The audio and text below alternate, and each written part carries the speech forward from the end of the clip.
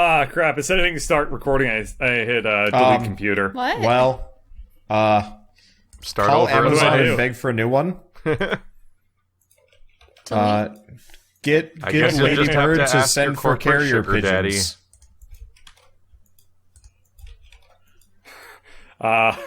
Well, of all the corporate sugar daddies to have, I think I picked a pretty decent one. So, What are we well, gonna I talk mean, about Alright, what are we today? going to talk about today? okay, I have some let's ideas, talk about all the new but- releases. We don't talk about new games that often. We had to talk and about movies more. Yeah, we've gotten games just shat on us for the past week or so. We need to escape the So I IMDb figured- game. So I guess the first one. God, Yeah, they they could could. license a game, couldn't they? So the first one we might as well talk about is Final Fantasy 15, because that's been out for a week, and Bird was asking Yeah. about it. Keith, you wanna describe your thoughts on the game? Because I've got some, but I might as well hear yours first. Final Fantasy 15. It's Monster Hunter with a commute. Da da da da. I don't know, Monster Hunter. I actually, as a person that's played a fair amount of Monster Hunter has a longer commute with. Yeah. Just the running. I mean, let's- you don't have vehicles. No, you just run awkwardly, and you're like, "So can I be there yet?" And then the little lizards. How angsty are the characters They're during the not car? They're not They're angsty usually- characters, really. They're actually Yeah, all like- upbeat. Even the that's- main that's protagonist, good. he just looks like Yeah, no so angst. Noctis is like kind of grumpy teenager looking, but like ultimately he's just a quiet guy, as opposed to like Yeah, he looks like he's going to be like a Sasuke or that's something, interesting. like and be irritating. But instead, he's the one that likes Yeah, to sleep. that's what I thought. yes, Well, I thought that he was Oh, also that's the funny. lazy yeah, type. he is the lazy type. Like the only times I've seen him like really moody is when like his dad dies and he's super sad about that, which is super understandable. But apart from that, he kind of meshes well with the group. There's kind Can of we the just talk like about how poorly his dad's death is handled? yeah. So have you seen you've saw seen the Kingsglaive. anime at least? Have you seen I've seen Kingsglaive the anime. as well I or have no? not seen Kingsglaive. So if you Okay, haven't seen so- Kingsglaive, you finish chapter 1 of this game, which is like the 2 missions in if you actually do the main story, and then Yeah, it just randomly it's, shows like 30 seconds of Kingsglaive like it's a trailer, which ends with his It dad totally dying. felt like a trailer. It was so Now, weird. Did they at all try to get you for that? No. Okay. What They- studio?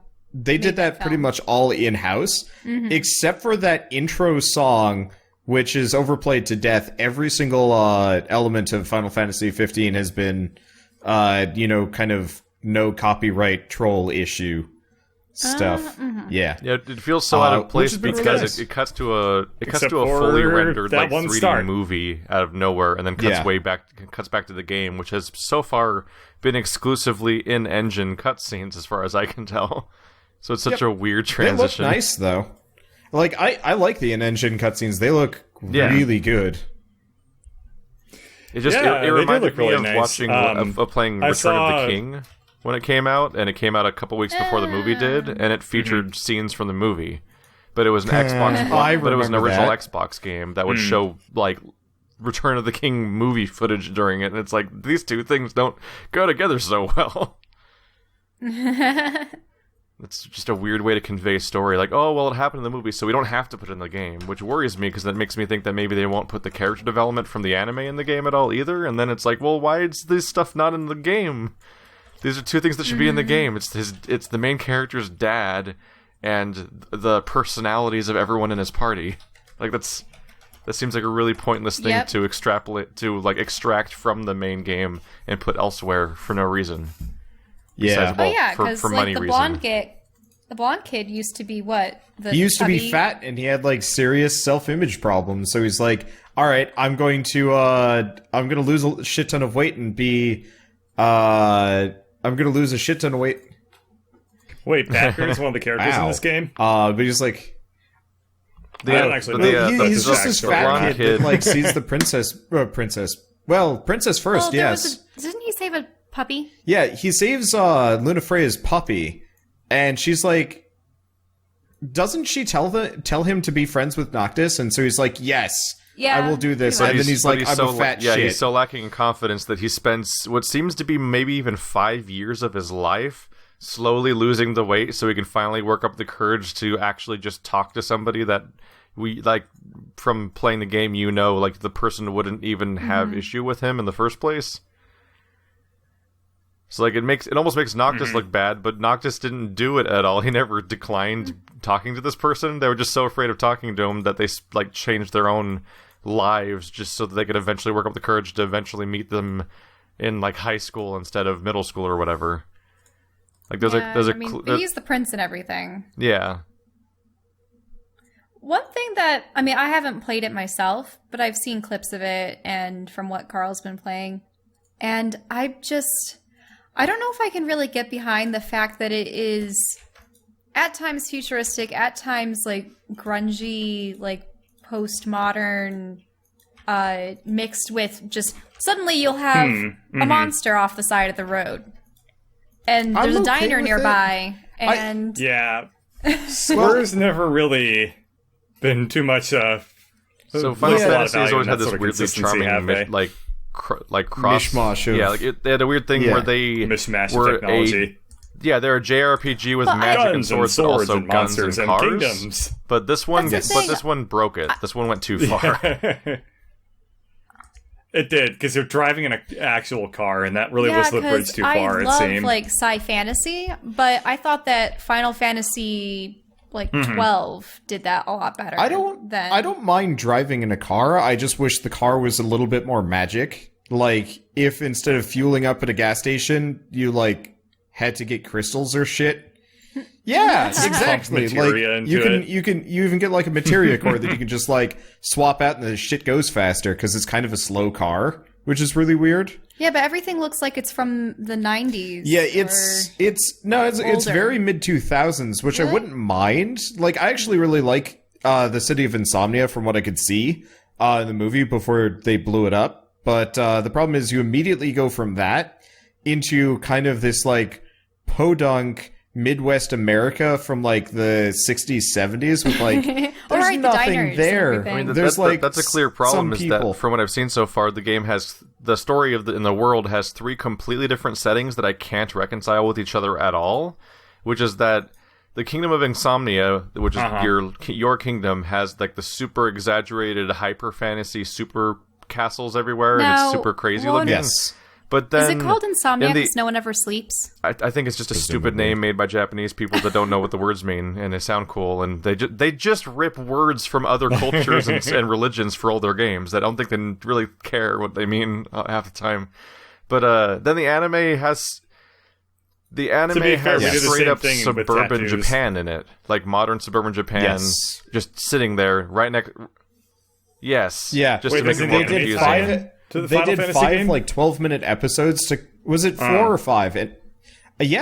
Comparatively. I mean, it's mostly just kind of like the backstory for each character. Like one episode, kind of either a backstory or like why this character matters. It's one for every companion you have. I never actually saw the last one, so I don't know about that. But it's effectively just the backstory that's kind of needed in the game, which is really strange, actually. It's just bizarre to try to reconcile the fact. It's really hard to reconcile the fact that you see their flashback stuff from 5 years ago or whatever years ago, and it's just the suburban Japan you've seen in every anime ever.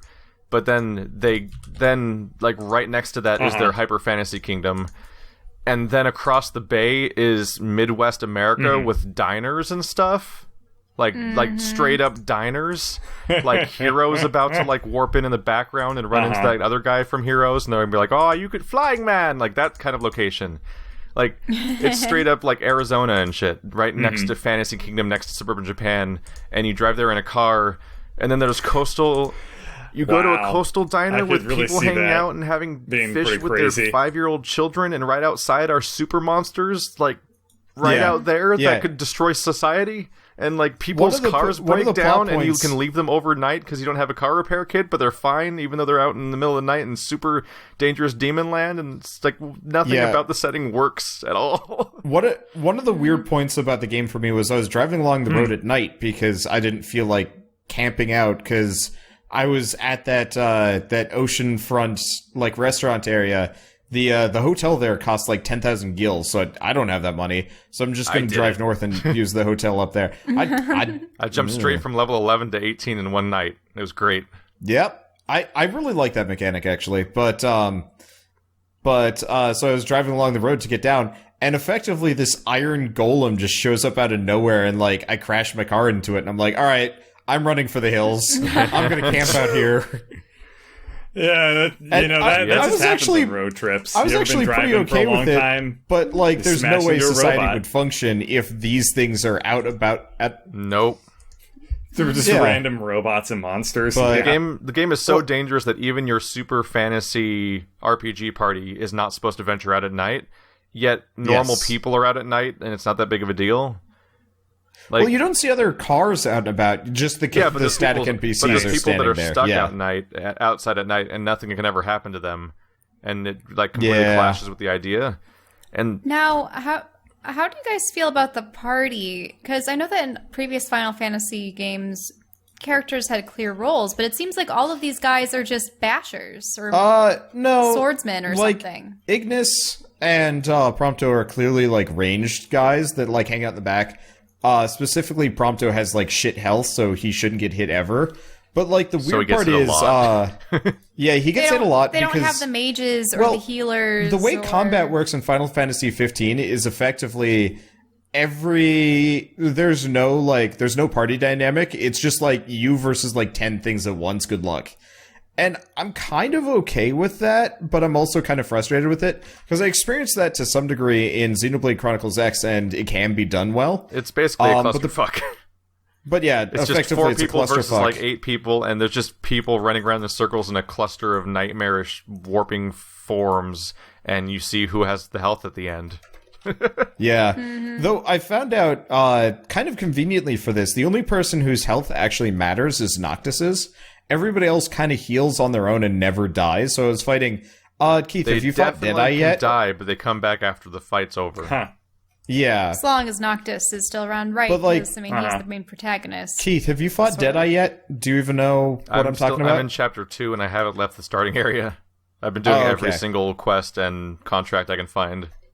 I did everything up until I kind of hit the level wall, and I'm like, well, I guess I'll continue with the plot and then come back to these later. So I drove I finished every quest chain to the point where they literally leave the zone and say go to the next zone for the next quest objective, but you can't go there yet for the story. I got there too. I didn't manage my experience as much because I didn't know about the multiplayer, because I didn't like. I was like, who sleeps at hotels when you can camp and like cook food and shit? Mm-hmm. And then it's like, oh, you should do that. Yeah, the game has a extended tutorial that basically doesn't help you. Yep, it's kind of it either doesn't explain mechanics or misexplains mechanics, and it's weirdly like it's so restrictive that you sometimes can't continue without pressing the exact button you have to press, but other times you can completely skip the thing it was trying to tell you to do, and it just moves on. It's weird. Like, it never taught me how to create magic, but apparently I was supposed to learn how to make magic in the tutorial, but I somehow skipped it entirely. I don't know. I couldn't figure that out either. It's not a good tutorial. My chat was like yelling at me. It's like, there's a create button, use potions, stuff like that. And I figured out it eventually. But so at some point in the next chapter, Keith, you're going to be fighting a very big bad behemoth, and it more or less one-shots everybody. Or like 2 shots or 3 shots. It kind of depended on the person. But effectively, my entire team was running around just like limping, and I was running back and forth between them, just tapping them on the shoulder, being like, it'll be okay. And then they're like, yes, it will. And they immediately dive back into combat, which is hilarious. Because of the heals. Oh, all you need to do is just kind of be and like, they get back up. There's no white mage in this one. I've always loved that. It's so mechanic in video doofy, but games. like That's just it kind of works. It is also limited in this game, though.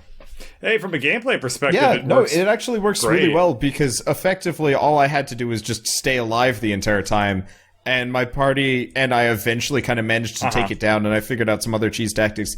There's supposed to be a thing where you're supposed to blow up these like explosive barrels at its feet, but the magic system in this game is kind of extreme garbage, because you can't lock on a target, and it's really easy to like miss. So at one point I blew up a barrel and it killed Prompto.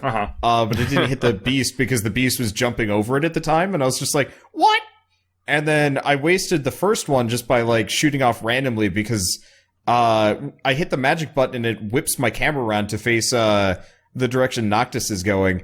And then the third one, I don't even know how it didn't hit the creature, but it didn't, and I was just pissed. And I'm like, well, I guess I lose. I'll just reload. And then 10 minutes later, I've killed the thing, being like, that I win. The magic crafting is especially kind of odd because you just gather elemental force of some kind, and then when it's time to craft your magic, you put whatever quantity of it you want in there, and then just say you're done. But the numbers are totally meaningless without any context, so you're not really sure how much is you put in to make anything like. If you're gonna go fight a Flan that you know is weak to like fire or something, or just for example or whatever, like Flan, you start making your thing. I'm like, how much do I put in the thing? Do I want to put all of it in or some of it? Like, you have no concept for what you're crafting because it's not like a game like Witcher or something where it's like this type of potion requires these ingredients on this quantity. It's like, no, this requires lightning. Period. Do you want to put 1 lightning in or 99 lightning? And you kind of just throw arbitrary numbers in until you experiment enough to kind of get a feeling for it. But I'm not even sure how consistently you can experiment because the enemies themselves are going to keep changing in power, so you keep kind of just guessworking your own crafting system, which is weird. I've never really seen that before. Yeah, it's interesting. Once you start feeding in the extra like consumable items, it actually gets really kind of easy and cool, in my opinion. The problem is you can only have 99 of a certain like element. Before you like run out. So if you want to make Fyra, it's 100. So you have to mix in like a little bit of something else, either a potion or some blizzard element or something like that, which kind of is weird, and I don't really understand that part. But the problem ultimately is like you also only get 3 casts per spell made, and I think that's kind of the biggest weakness of the entire system. Because suddenly, well, that and the fact that you can friendly fire your entire team with any spell you cast. Yeah. It kind of turns into something that just kind of, where the entire system kind of feels like a hassle. Like more than it probably should. So, long story short, Final Fantasy 15 isn't what everyone had hyped it to be. It's weird, because like, I find myself wanting to go back to it because I enjoy the experience. But in the moment, it is unremarkable and frustrating, which is really strange. Do you think the series has peaked? Depending on who you ask. Depending on who. Because it's been like 8 games since they are tour de force Final Fantasy VII. Some people say it peaked before that, and nothing's. Yeah, because that was when the creator changed over to like the guy that makes spiky hair now. It is definitely a conversation. Yeah. It is definitely a conversation with a lot of nuance to it. But 8, 10, and 12. 9. I mean, the problem is like they made a lot of good ones, and arguably, I would say Final Fantasy 15 is still just as good as a lot of other games. Like, part of my problem is there literally aren't any other good JRPGs to say like, Final Fantasy, isn't the JRPG king anymore. Because literally every other JRPG that this year I've played, like isn't as good. Well, okay, so I played Xenoblade Chronicles X last winter, ending this year, and that kind of followed the same formula as 15, and it had the like fantastical world I was going for, but ultimately the game was even more unremarkable because like. Literally, the villain only showed up 3 times before he died, and then the game ended. And then it ended on a cliffhanger. And I was just super pissy about that, and I still am. And it's one of those where it's like, that game kind of got closer to what I wanted, but it didn't have the, I don't think it had the pedigree of people sitting down to say, like, we shouldn't do this. And, I don't know. What other, like, JRPGs have come out that like were good this year? Because there was Tales of Zestiria. I guess that was last year. Yeah, that was already last year too. Yeah, that was last year. Sessions was crap. Digimon was garbage. Odin Sphere was a remake. It was a remake, but it was changed enough that it was basically we're making a sequel, but just using the same story and structure again. Mm-hmm. It was a remake the same way 7's going to be a remake, where it's like that's not an HD version, or like that's just them making the same story again all over again, basically. Because Life the Sheer is completely different from Odin Sphere as far as I can tell. Besides basic conceits, like all the way down to like the chef character that shows up all the time to help you level up isn't even a thing in the main game. And in the main game, you had to pause to use like any ability, and the entire thing was like a kind of a slow-paced game by comparison, and entire structures of it have been changed along the way. But Life this Year is all right. It's kind of weird because it's a 2D brawler, so having a 2D brawler carry the weight of a JRPG lengthened campaign is kind of odd to me, because you're kind of doing the same actions the whole time. But it's competent, I guess. Yeah. I was fine with it, by and large. I just have a hard time counting that, because it really, it's not new. That's new old. I don't know. Because they kind of did that with Witch and the Hundred Knight, which is also a fairly good game in my opinion, but I wouldn't call that as like a new JRPG. I think part of it is the industry hasn't been able to. Witch and the Hundred Knight previously came out only like a couple of years ago, and I don't think they did. I don't think they even changed it. I think they just put it out again. No, they remastered some of the mechanics and added like a number of like new story levels and stuff. So it's like they changed enough to make the re-release worth it. Now, but they literally only 2 years passed between the two releases, as opposed to like 10 for Odin Sphere.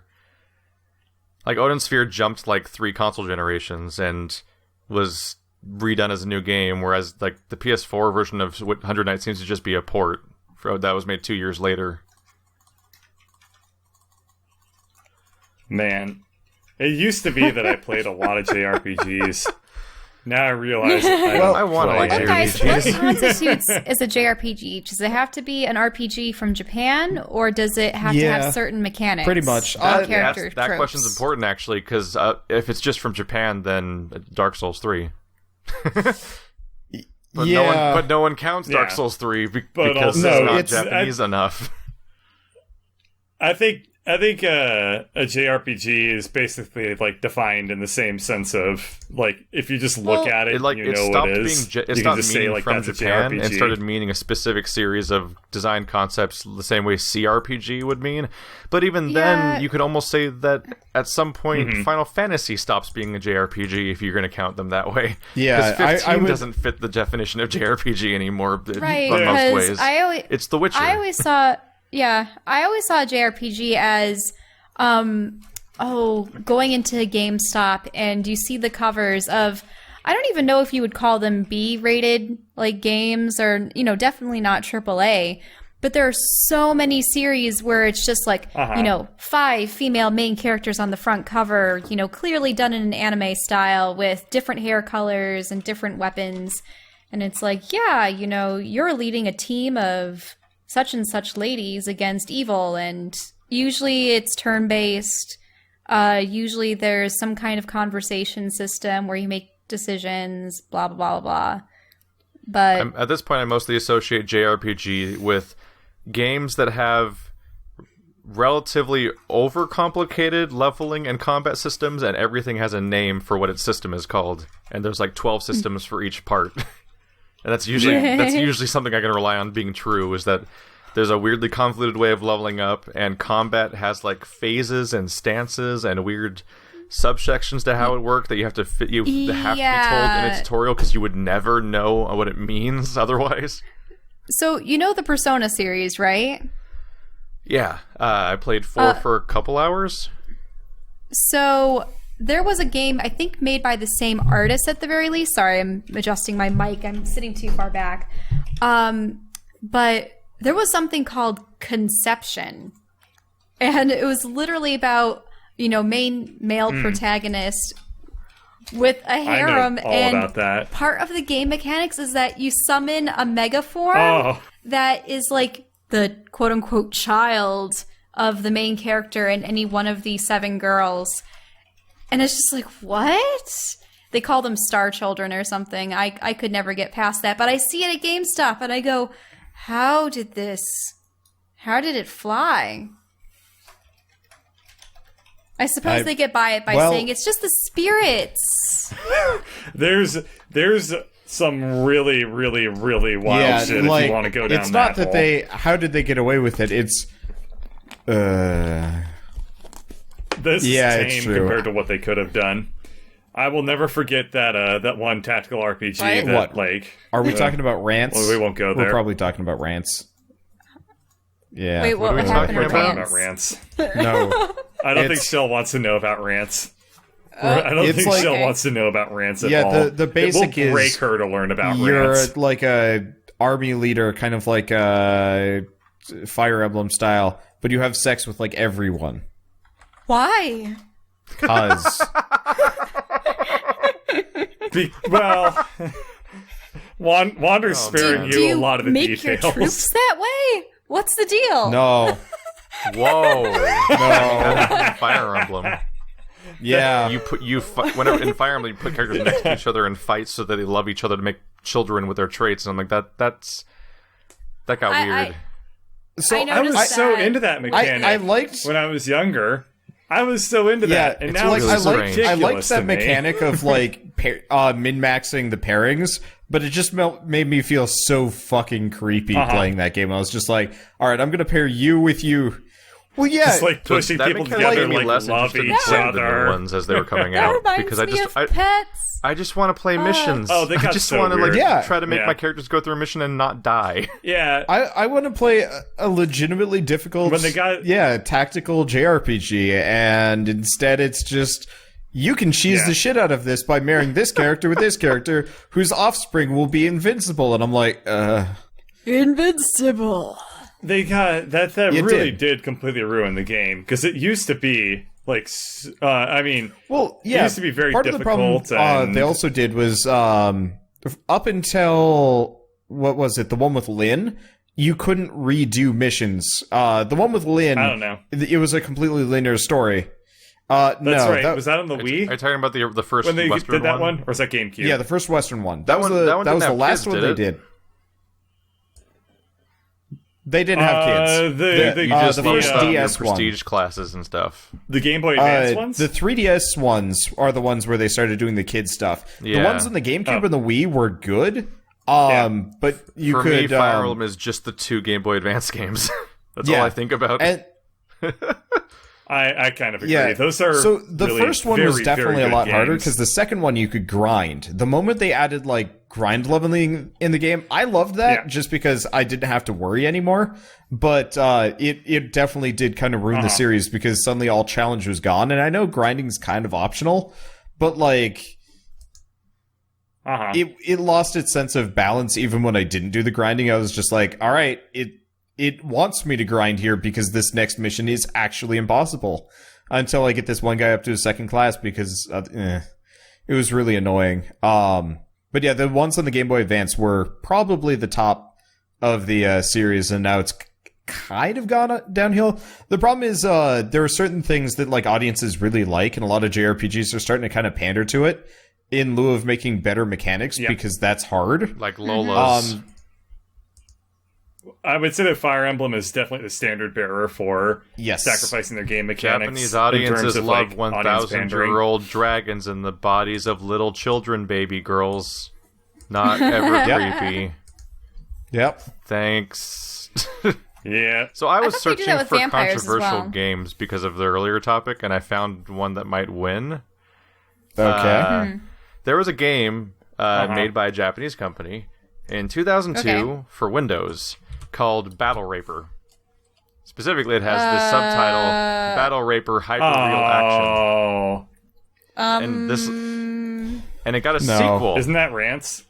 The game had a sequel 3 years later called Battle Raper. It was called Battle Raper. Wait, is it the reading about this. Yeah, it is. And this is my favorite. This is my favorite part about the news here. Is that they made a sequel called Battle Raper 2, which led to the quote saying, "I want to say that I am glad they took the rape out of Battle Raper 2." That's a real quote, which is hilarious because, first of all, it's still the sequel to Battle Raper, which they apparently made. but they took the rape out. So also, why are they even trying to ride this horse anymore? Like, what? Why is this? Wait. Like, so what happened in the original game? Came out, was obviously controversial, but mostly just no one heard about it, because who the hell knows about what I'm sure was probably a Japanese exclusive game to begin with or something. I think you'd fight people and then have sex with them afterwards or something. I don't know. What? It's from a company called Illusion that apparently has published like 50 games, because this is a long list. Yeah, to quote, once a fight against a female character is won, the game enters a special mode where the unconscious woman lies on the ground in front of the player, who now has to heal her wounds. Wait, so... Which apparently allows you... Sexual healing. Video games are stupid. Yeah. Ew. What? Dude, we need to delete all video games. How do I control that delete life? That is so gross.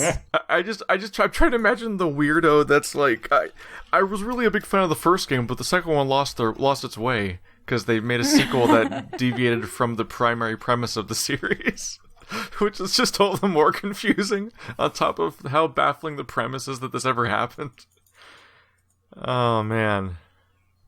There are erotic Flash games that have more integrity. The character selection screen features their measurements. As like bust hip waist ratio, right. Or does it feature the blood type type as common well? in Japanese games because they actually believe it has something to do with your personality, just like zodiac signs. And I'm AB, which is. It took me forever to realize that. I remember reading the Final Fantasy VII manual, and it was like, okay, I guess I know other blood types now. What are your guys' blood types? That's cool. What if the story contradicted it at some point? I am... Hey, we're both AB positive. I am the worst that's what blood I am type. Too. It just means that we can take, but we can never give. Huh? I don't even remember what mine is. Yeah, we're the greediest blood type. It's ridiculous. Yeah. Like, even AB negative has some merit to it. AB positive is just like, you can't donate it. I've tried to donate my blood, and then when they say my blood type, they're like, we'll take it, but we're just going to throw it away in 4 days. Wait, does blood only last 4 days? Does blood only last 4 days? Huh? Well, no, it lasts a couple of months, but like if they need the shelf space to store some O blood, okay, then they're just going to throw out the AB blood that's sitting on the shelf. I was tested for my blood at birth because that's what they do at some hospitals. But poor Wander here. You can stop patting me. Sorry, I'm doing it because it's going to be on video. It's his shoulder. In any case, he had never had his blood taken before to get tested so that we would know what blood type he had. And I just thought it was a really cool thing to look into. And his parents and his brother donated frequently. Mm-hmm. So I think, have we just gotten back from Croatia? Yeah. Yeah. We'd only been home for a couple of days. So it was like the summer of our junior year going into senior year. And we go off to the blood bank. And of course, I haven't donated blood before and I didn't really want to because I'm AB positive. And he donates his blood with his... I think your father and your mother did as well. I don't know if your brother did. I don't think my brother was there. Or no, he had a couple days before. Right, so he couldn't do it. I think you have to wait 6 months or something. I don't remember. Or maybe it's 6 weeks. I don't know. In any case, he donates his blood. And we start sitting at the table and he has to have his juice and crackers, because you're... Yep. And then I just pass right out. Yeah. I was sitting next to him on one side. He passes out and plops over to the side opposite of me, so I couldn't even catch him. And he falls headlong onto the floor. And everyone got him into a recliner chair, and they're like, oh, you have to make sure that he hasn't suffered a concussion. Yeah, so they sent me to a hospital, and they're like, yeah, don't worry, we'll pay for it. And then, 2 months later, they send me the bill for it, and it's like, thanks. Well, that's because you got taken in the ambulance. Yeah, because they insisted on sending me in an ambulance. Yep. So at this point, I don't donate blood anymore because it's not worth it. So here I am I'm at his bedside in the hospital, and I feel so upset because I know it was my fault. I had wanted him to find out what blood type he had. We found out. Yeah, he's A positive. Congratulations. But, not doing that again. You get an A+ for blood. So, Speaking of actually not blood, we want to talk about Shadow Tactics or Last Guardian next? Because I do actually want to hear about Last Last Guardian first. Okay. We haven't discovered Keith's blood type yet. Which we apparently wait. So many weird topics that people had to push through in order to get to Last Guardian in this podcast. Keith's blood type is teriyaki. Yes. It doesn't fit in the blank when I have to fill it out. It's really frustrating. It's had to give them Well, they only give you wiggle. 3 slots. I don't remember my blood type. T-Y-K. Okay. I just don't remember. It hasn't come up ever. But my doctor, I'm pretty sure, knows because I've definitely had blood stuff happen. I mean, if you look at his face, you can see by the gentle slope of his forehead that he obviously has type B negative. I just find blood types fascinating because you can actually see different concentrations of different types in different parts of the world. And, I mean, even though O is recessive, it's actually more common in certain cultures than others. Isn't it more common in Yeah, nearly which is interesting. everywhere? Is there a downside to O at all? Specifically, It's just you the can't best, take isn't it? anything but O. Yeah. You can't take What is anything it? but O. O can't take anything. Oh, it's the but giving tree of the and blood family. Also, O can't. O can't take plasma. But O takes it's plasma magic. from everything. So, like, if I wanted to donate plasma, Yeah, I'm the they have to universal donor separate for it out, plasma. though. But if I want to receive blood, I'm the universal receiver for blood. The problem is I don't want to donate plasma I hear because that it's pretty sucks. bad. It's really bad. They have to pay you for it because it sucks so much. So how involved is that process? Because I thought they just took your blood and then they filtered it out of it somehow. But then they put it back in. No, it's a little bit different, and they also they pay you. You can only get it done like In your what life? 3 times? Oh, okay. Yeah, 3 times a month, Never goes back. and Like bone marrow. they pay you $50 for every time you do it. Sheesh. Yep. Did that number used to be bigger? Huh. Poor people have to do it a lot. Like really, really desperate people have to do it because it's money and they can't Well, afford they'd not have to to do be it. in good health as well. And that's like the shittiest They'd have to thing. be in good health as well, though. Huh? Yeah, but it's like the shittiest thing, you know? Like, I have to donate blood or I can't pay my bills this month. That sucks. I don't even want to think selling about your body. like Yep. human harvesting of anything. Yeah, I actually got into a really interesting conversation where somebody was trying to argue that selling plasma is akin to prostitution. And I won him over with the dumbest argument Nuh-uh. I've ever won over a person, where I said, well, the difference between selling plasma and prostitution is one is condoned by hospitals and the other isn't, which apparently absolutely convinced this person it was a good idea. That was a lampshade Right? to take Like, all lampshades. It's a stupid argument. It's like, I found one Yeah. distinction, therefore it all works. I mean, this guy doesn't sound like a smart cookie. It's like saying the PlayStation 3 is better than the Xbox 360 because it's black. I mean, That at the makes it same different. time, there are less health risks involved with one and or emotional other. I don't know. It goes on and on and on. I don't But know. I mean, if the hospital screws up taking your plasma, you could I feel like most probably die. accidents in the hospital could kill you one way or another. Oh, I mean, there are plenty Pretty of much. nurses that get pricked by a contaminated needle and end up having AIDS, and it's terrible. That's why I didn't want to work in medicine. Dang. And I actually had for a little while, but So, this is a heavy podcast talking about battle raper and getting AIDS from medical Okay. accidents. So Like, fast in my goddamn. search, too. it's because of How did blood. I get here already? And this is real and it has a sequel and a quote. I have to do this now. And that was a Well- discussion of The Last Guardian. Why were you looking for that explicitly? The end. Bird, dog, cat, monster dies, probably. The end. All right. Probably. We're gonna talk All right, about the last what were we going to talk Guardian. about? Yeah, we're gonna people got really psyched. Yeah, well, Shadow Tactics. People were really like, they were like, Oh. yeah, I want to hear about Shadow Tactics. they? And we well, immediately talked I about Does tried anyone know what changing that the game is? topic. So, It was I know, it it's was partially your my fault. I don't know. Shell really wanted to hear about Keith's blood type, so Whoa! I just like talking about blood types. It's interesting. right out. All right, so let's talk Last Guardian fairly quickly, just because it has been out long. And Yeah, we've I only don't played it think for a Keith few and I are hours very each. fast. Yeah, I played for an hour and a half, and I got sick because it's got baked-in motion blur, and I hate it when games do that.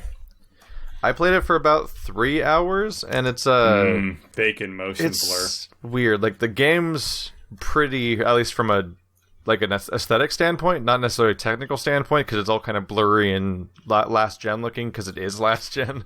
This game was 12 gig. originally started for the PS2, and then Yeah. they realized there's no way they're going to finish it, so they went to PS3, Yep. and then they didn't finish it in time, and so I guess it's on the PS4 now. Whoops. Eh. Yeah, it was interesting downloading Final Fantasy and having to delete multiple games to try to create space for its like 50 gig space, and then but then Last Guardian just sort of slips into like 12 gigs or around the same size as Outlast. But as far as gameplay goes, it's kind of odd because it's almost a nothing, more or less. Yeah, you're not really it's a doing 3D stuff. puzzle platformer, but like really, you just platform for a bit, find the switch, and then continue on. Sometimes you have to climb aboard the Trico's back, and that's it. I'd say it's mostly about as much of a puzzle game. I mean, it's mostly not. It's basically like Bound, where it's like it's all artsy and you're kind of wandering around and the stuff's just kind of happening, and maybe you have to figure out the one thing you need to do to proceed, but it's not like you're not necessarily using like a bunch of existing mechanics to solve and then intuit your way to a solution, really. Yeah, they give you like a sort of puzzle solving thing, but really it's just like a laser pointer for Trico to like shoot shit. And they took it away from you. And then they take it away from you. Do you get it back at some point, Keith, or no? I haven't. Wow. But Alright. the ability I did gain was just that over time you start being able to actually kind of get Trico to do things as opposed to just witnessing it and hoping things work out for you. Yeah, like we were getting to the point where he'd sometimes let us ride him as he jumped through gaps. You eventually get the amazing ability to point and make noise so he goes to places. Yes. I love how the he mechanic rolls you kind of over in figure will water. happen. But every single time you go anywhere, there's a room with one exit, and you have to figure out how to get to the exit, which usually involves climbing on something or getting Trico to go in the right position for you to climb on them, or sometimes climbing on Trico and he'll automatically jump up, and you kind of that in particular had me stuck for a while just because it wasn't introduced as a mechanic. It never was. It's just at one point, it's just like, I can't progress. Yeah, it's like you're running around in circles in like that forest area, just like, what do I do for so long? And then eventually you get on Trico and he just does the level for you. I'm like, oh. Yeah. Yeah, So, it's like- kind of more of... Oh, sorry. It just feels like it's a scripted experience over a game, which is weird. And then there Like, are the I times made a- where his tail's dangling somewhere. Yeah. You're I made a like, oh, comment wait, when I I was was supposed to playing that climb it that. basically feels like I'm playing the show demo of an E3 game. Like, it feels like I'm up on the stage playing the game, and look at these spectacle things happening over and over again. And I think that's going to be the whole game, basically. Because that's been the experience so far. Is mostly just a bunch of locations with slightly different ways of navigating them, and then a bunch of moments of look at this cool creature and how it animates realistically and does all these neat little They did tricks. do a really good job animating that creature, though. Like, I'll give them that. When that thing's moving around, we usually stop and watch. Yeah, the creature's because basically a it's masterpiece, mesmerizing. except one Yeah. thing. There's one thing it's really bad at. It was really cute how when a barrel's not in a place it can reach, it'll bat at it with its paw to move it around. Yep. But it's really bad at that, and will keep trying over and over and over and over and over again, continuing to fail, and failing to put it in a position he can actually bite it properly. And sometimes he just seems to get stuck in a... Like, he gets stuck in a loop it's at just a some little point, and he fail will just cat. keep going yeah. forever unless you pick it Well, up I've- and set it down for him again. I've had him do that where it's in his paw, like he's holding it. Like, and he's still batting at it because something about him, whatever, he's not okay with it, and it's just really confusing. Yeah, Well, let me it's because grab it he's and such a chuck it. cumbersome, huge monster that he's struggling to figure out how to position his body correctly to do the animation for biting it without freaking out and going through a wall or something. And sometimes the game's so cautious about that it ends up being weird in a different way that it doesn't mean to be, where it's trying to just do one thing over and over again. And then the times where we're holding on to him and he leaps or goes through an opening and practically scrapes us off. Yeah. Oh, yeah, there was one point where I was, like, physically inside of a wall, and everything went dark, and I couldn't figure out what the shit I was supposed to do. Because you don't let go of Trico unless you have a safe space to do so. Mm-hmm. And So we were being grounded into the wall. we very Yeah. definitively did not. But, like, we also couldn't leave. It was confusing. Our audience was actually counting how many times the boy would have died. Oh, yeah. Yeah. Oh, yeah. This boy is immortal. Every time I get he off would the zap- Trico's back, he just falls face first into a rock and Oh, yeah, ragdolls. there was I'm like, one what are you point- doing? There's... Well, also, Wow. Trico can That is zap things graceful. with his tail, and sometimes the debris flies into the air, like Oh yeah, we massive got planks of we got hit in the wood, face by a giant boulders. boulder thing. There was one point where I think I got like kicked off of Trico's back, and He landed on us. well, no. Well, yes, Uh-huh. there's that, but no, we hit the ground in such a way that the kid's neck like totally snapped. Like just by the way he ragdolled. Oh, it's like Yeah, Skate 3, and then he but just magic. gets back up after being like for a bit, and it's like I'm playing a zombie child. It's weird. It is weird. And there's what is it? At one point you do these Uncharted type segments where like you're climbing on a wall and there's like a rim sticking out, and you can like drop Yeah. down to another rim and stuff like that. One time I dropped down from one rim to another rim, and his feet got stuck on the rim while he was passing past it because this kid ragdolls Yeah. hard, and so his legs were stuck above him while he was holding the. So he was holding the ledge, but his legs caught on the way down, so they were above the ledge. So his whole body was folding into itself, and then eventually just sort of snapped back into position. But like, for every bit that Trico's well animated, the kid is a nightmare where he constantly looks like he's dying or flipping out or ragdolling, and it feels it's a part of the game where it feels That's like they pretty kind funny. of just gave up, like they just couldn't get it right or something. Well, I don't think that the technology for like procedurally generating physics reactive bodies and Most stuff of like it, that, I wonder it's why it's not quite there all yet. pre-animated. Like he climbs on walls this it's way, cheaper. just like Nathan Drake style. Like this is his wall jump move. It always looks the same. Like that'd be less weird than how it looks broken all the time. It's actually just a hell of a lot cheaper just to like Because it use comes like, across like a cheap indie programs to game do every that time for you. Trico's not on screen because of how awkward the kid's animation is. Yeah. Yeah, because Trico is just amazing, like actually taking steps and Oh yeah. The way the way the his way they toes even are on the animated like ground. how his eyes look is amazing. Oh yeah, his eyes look like there's physically light reflecting around inside of the orbs of his eyes, like you would see from like when you see someone like cat. shine a light in someone's eyes, and you see like it go around and everything. Like it looks like the eyes look real, even like everything about this thing looks like a creature. the colors also mean particular emotions, states of being. Yeah, they did a fantastic job with it. I think my biggest complaint about the game is sheerly just that they're charging money for it.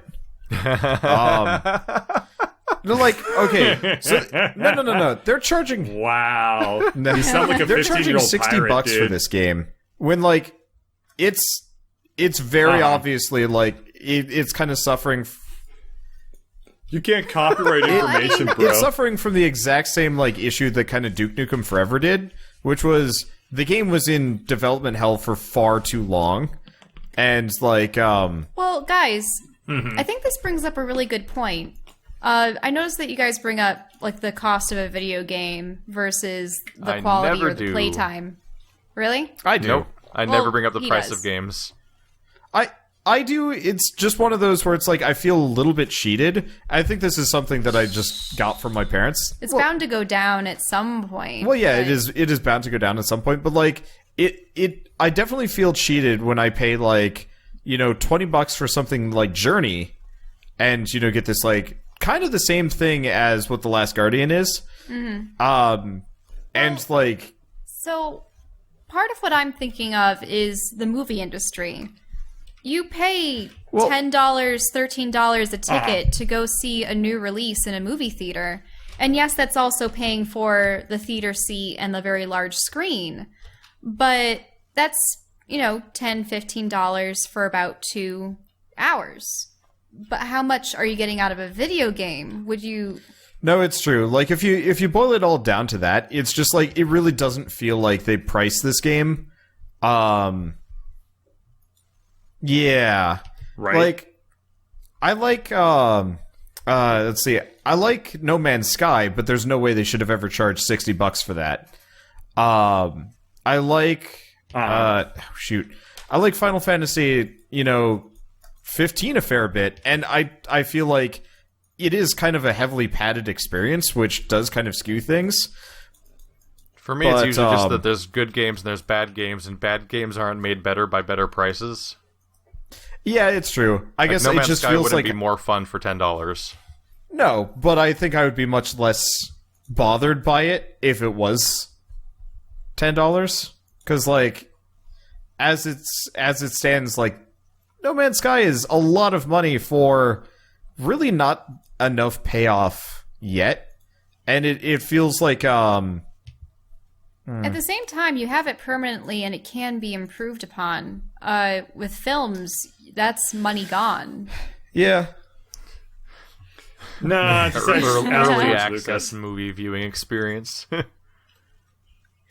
Actually, oh god, beta movies. But that's the thing. What a thought for the 21st century. He re-released the original Star Wars trilogy, in 1994, 1995. We all know. I have not seen those versions, and I refuse to see them. Unfortunately, Fox has the rights to the original film, like the original theatrical releases, and Disney can't seem to get a hold of it. So that means that I'll perpetually have to watch the original VHSs that my dad has from the early 80s and just forgo watching anything Star Wars related from the original trilogy because they changed Jabba's palace. Mm-hmm.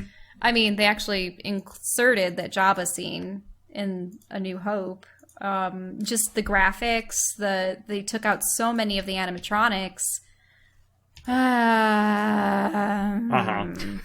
Also, adding the beacon to the Sarlacc?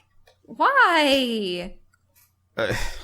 I don't know. I'm fine with remasters. No, it looks hideous compared to the original animatronics. The problem with the remakes of Star Wars is that they're not remasters. He just flat out changed parts of the movie. Yeah, they changed the song. They changed the song that plays when Ula's dancing. Yeah. They changed not the original Cantina music. They changed Sly Snoodle's song. You know Sly Snoodle. She's the one that has the... She's the weird blue bloated looking one. No. Sly Snoodles is... She's the green thing with a long mouth and stuff. Yes. Instead of being a weird background figure, she becomes someone who gets a musical number with a CG character on the screen, and it's like a whole scene. They made a whole scene, added it's all these... It is awful. It completely ruined the pacing of the scene, whereas the original was perfect, short, sweet, to the point. Ula falls in the Rinko pit. Everyone is upset. It was exactly the type of thing you shoehorn in for kids for no reason. True. and you don't want people changing movies over time because the same person who made the original Indiana Jones movies made Crystal Skull. That's the same person. So even if it's the same person, that doesn't mean that they're the right person to even be changing the old thing because they change as a person themselves, and you don't want them to go back and ruin all their old classics because everyone hates their old artwork. Everyone does. True. Musicians and movie makers and artists and writers and everyone. You all hate all the things. I can go on Wander's DeviantArt right now and he'll be mad. And but that's the thing. I would prefer to... People find my old YouTube videos of like very solitaire and stuff. I remember when you were really proud of that. I don't know. I was really proud of it. You see, not anymore. I would look back on those pieces. I've evolved as an artist. My new works are so much more mature. You evolved than from very solitaire to not making movie videos. But Low. I uploaded you see, there's a difference, though. There's a difference. So That's Keith true. doesn't do anything So but say you love have. Say you have fine. a beautiful Anyway, piece what were of we saying, artwork Shell? that you did, 10 years ago. And sure, you might not be proud of it, but there were a ton of people that absolutely loved it, and they've added it to their favorites galleries or whatever. Suddenly, you make a new version of it that completely changes its character and its essence. And yes, it might be technically better, but it loses its original aesthetic, and you plop it in place.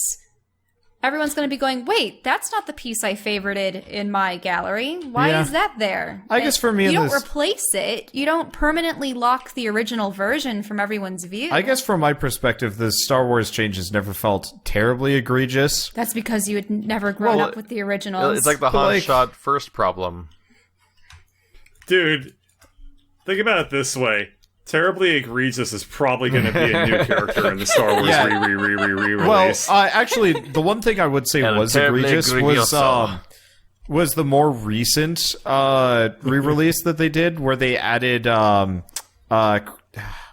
Christensen instead of the Darth Vader actor.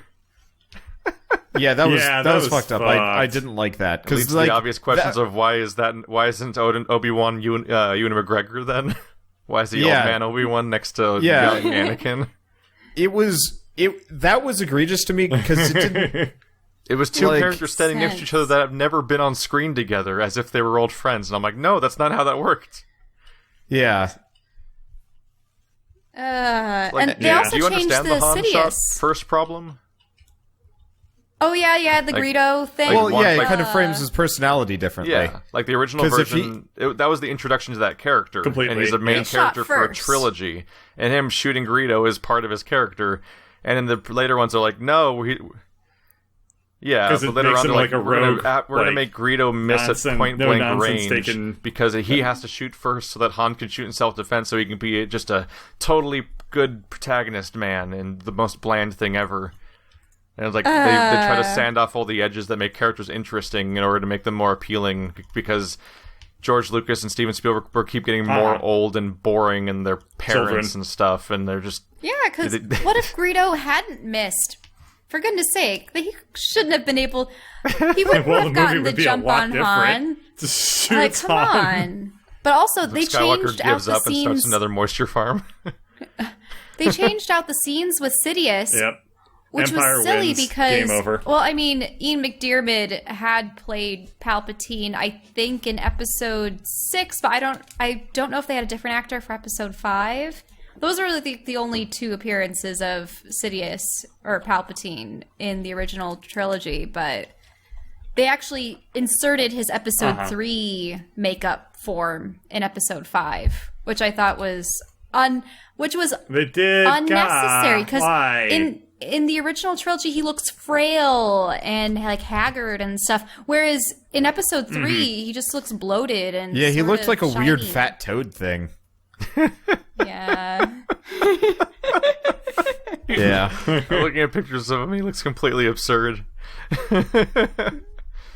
Sidious was a I need to weird look at some pictures of him now. issue.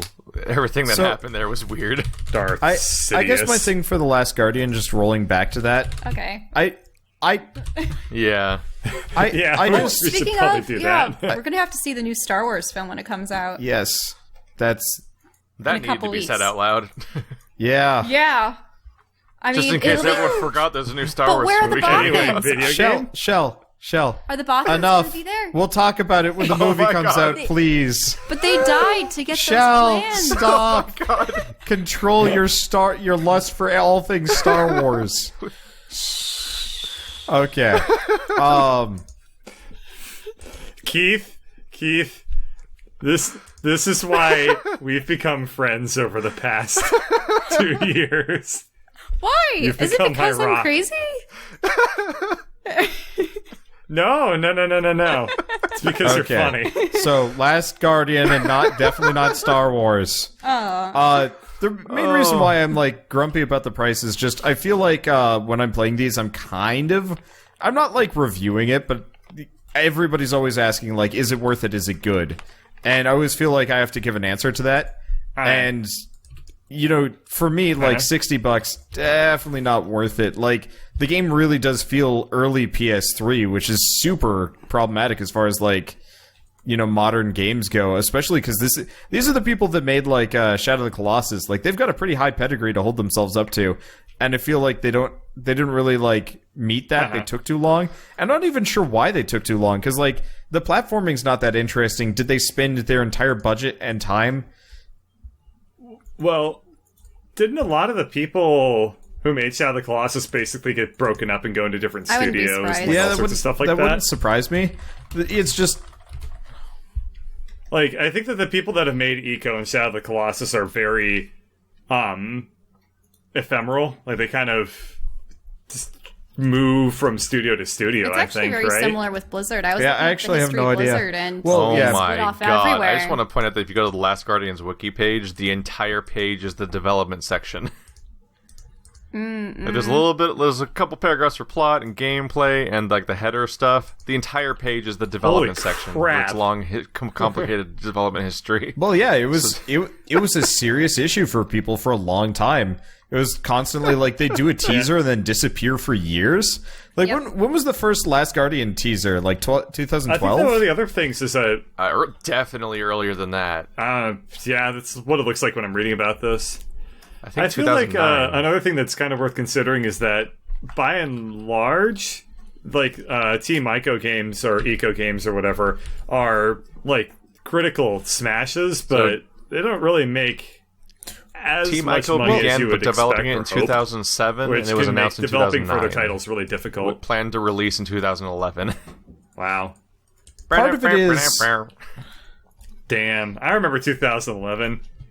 Those were Part of it is like simpler days.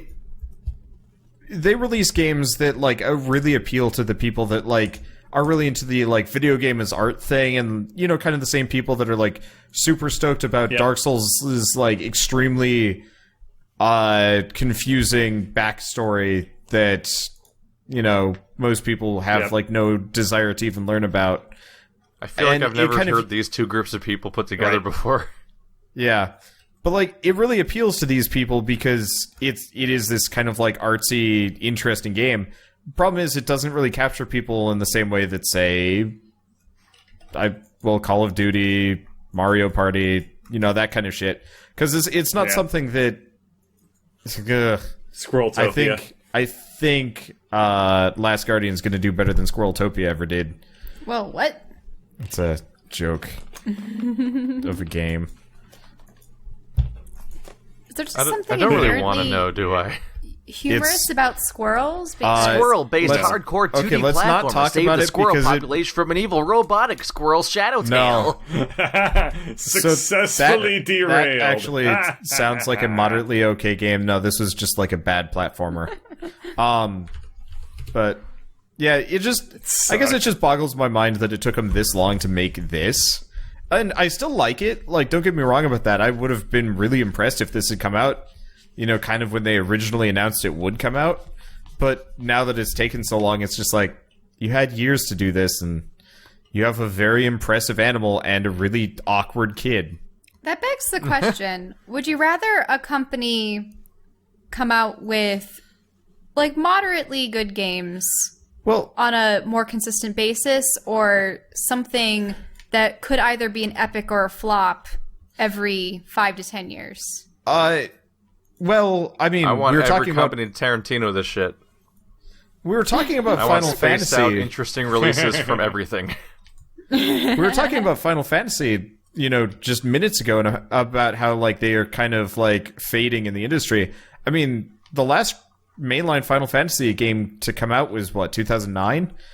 I guess Ew, if we want to ouch. count the pseudo sequels. Because they've Wow, come out with, that's that's the true. thing though. What would you consider all the Kingdom Hearts that have come out in Well, between? that's All a the different studio, 1 point and whatever that's going to be a points. different. That's going to be a different. She means those Kingdom Hearts to handle. games versus Kingdom Hearts numbered games, like whether or not they count.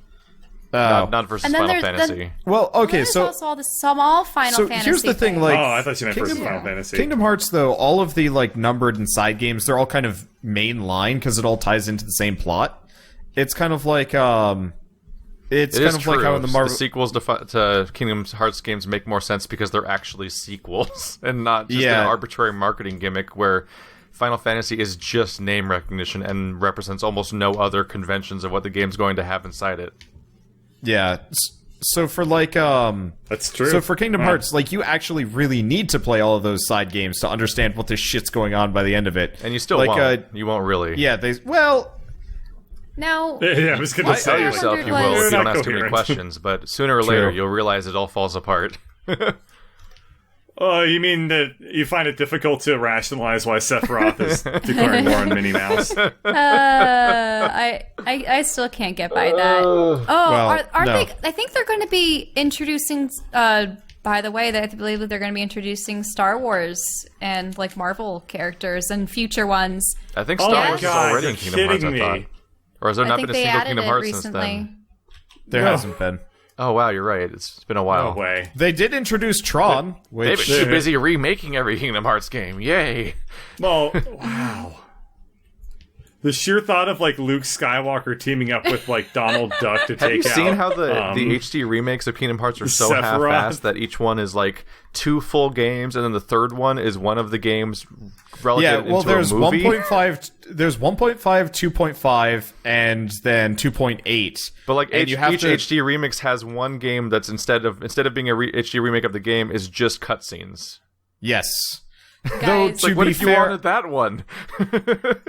I'm really embarrassed by this, but April Fools, I don't know if it was this year or the previous year.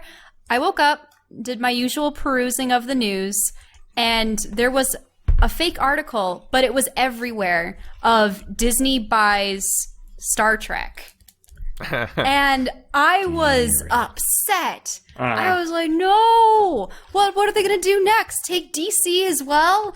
Then everything is just going to be under their mantle. And I was just all over the place until I found out it was an actual April Fool's joke that numerous sites on the internet had corroborated on. Set And- Keyblades to stun #1. That's pretty cool.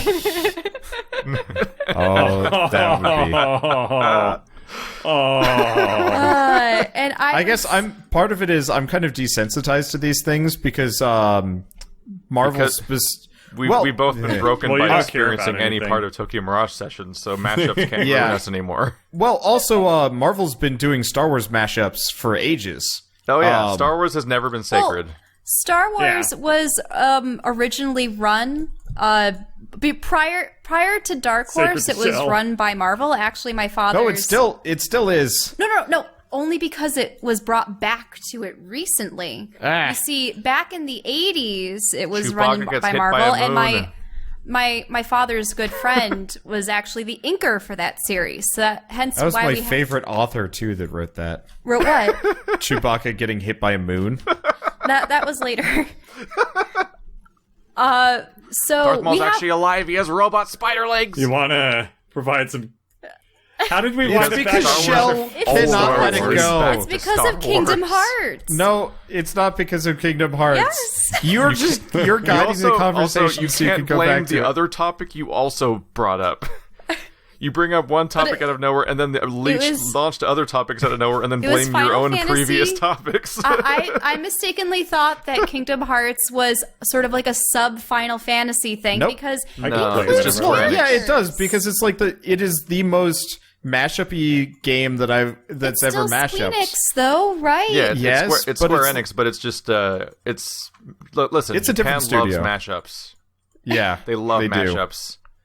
but So they just yeah, made a no. property that's like every property we can get is going to be in this property, which is why Disney's in it and why now Star Wars is going to be in it and why Final Fantasy is in it because they already had that. And sooner or later the Bouncer's going to be in it and Volt Kruger is going to be like punching robots that are actually other I'm bouncers but also Keyblades. I don't I miss wish there that was a second series, Bouncer. by the way. The Bouncer's I never great. played it. But The Bouncer. It sucks. I- It's That amazing. game sucked. yeah, I just couldn't see Star Wars and Marvel working out. a But fair assessment. back when they were with 20th Century Fox and Dark Horse, they did have a Xenomorph crossover where ship gets lost in deep space and encounters the And Xenomorphs. you loved it. I could see I mean, that Mortal happening Kombat because has the Xenomorphs and the Predator in it, and Jason, right, and Freddy. recently. Yeah. Here's a quick question. if Fox is behind a lot of this stuff, can we conceivably see the Simpsons crossing over Listen, to Kingdom Fox Hearts likes someday? No, Fox isn't bought out by Disney yet. You just license No, things. what I'm saying is like, I could solely see like Homer Simpson teaming up. There's with, a Shin Megami Tensei with game Cloud with Dante Strife. from Devil May Cry, and like, Dude. stuff just happens. Yep. All right. Sorry. Shadow Tactics. Sorry. No, I have a Shadow. something to talk What would it about be with called? Okay. Last Guardian. I kept trying to get to, but Okay. you know. This Sorry. derailment is starting to Yeah, drive I me know. batty. No, that's just what our podcast is. That's why I wanted I to know. So Yeah. We should just Off call the it rails. something like No, Pardon four the nerds derailment. can't keep a hold of one topic. Oh, God. naming Okay. So, 4 people ramble, not even with each other, but just at each other. All right, so Keith wanted to say Sorry. something. I don't remember. Yeah. So my Sorry. takeaway so far from The Last Guardian is that it's beautiful, and I think I'm going to be totally on board for its entire story and pacing as it plays out and everything.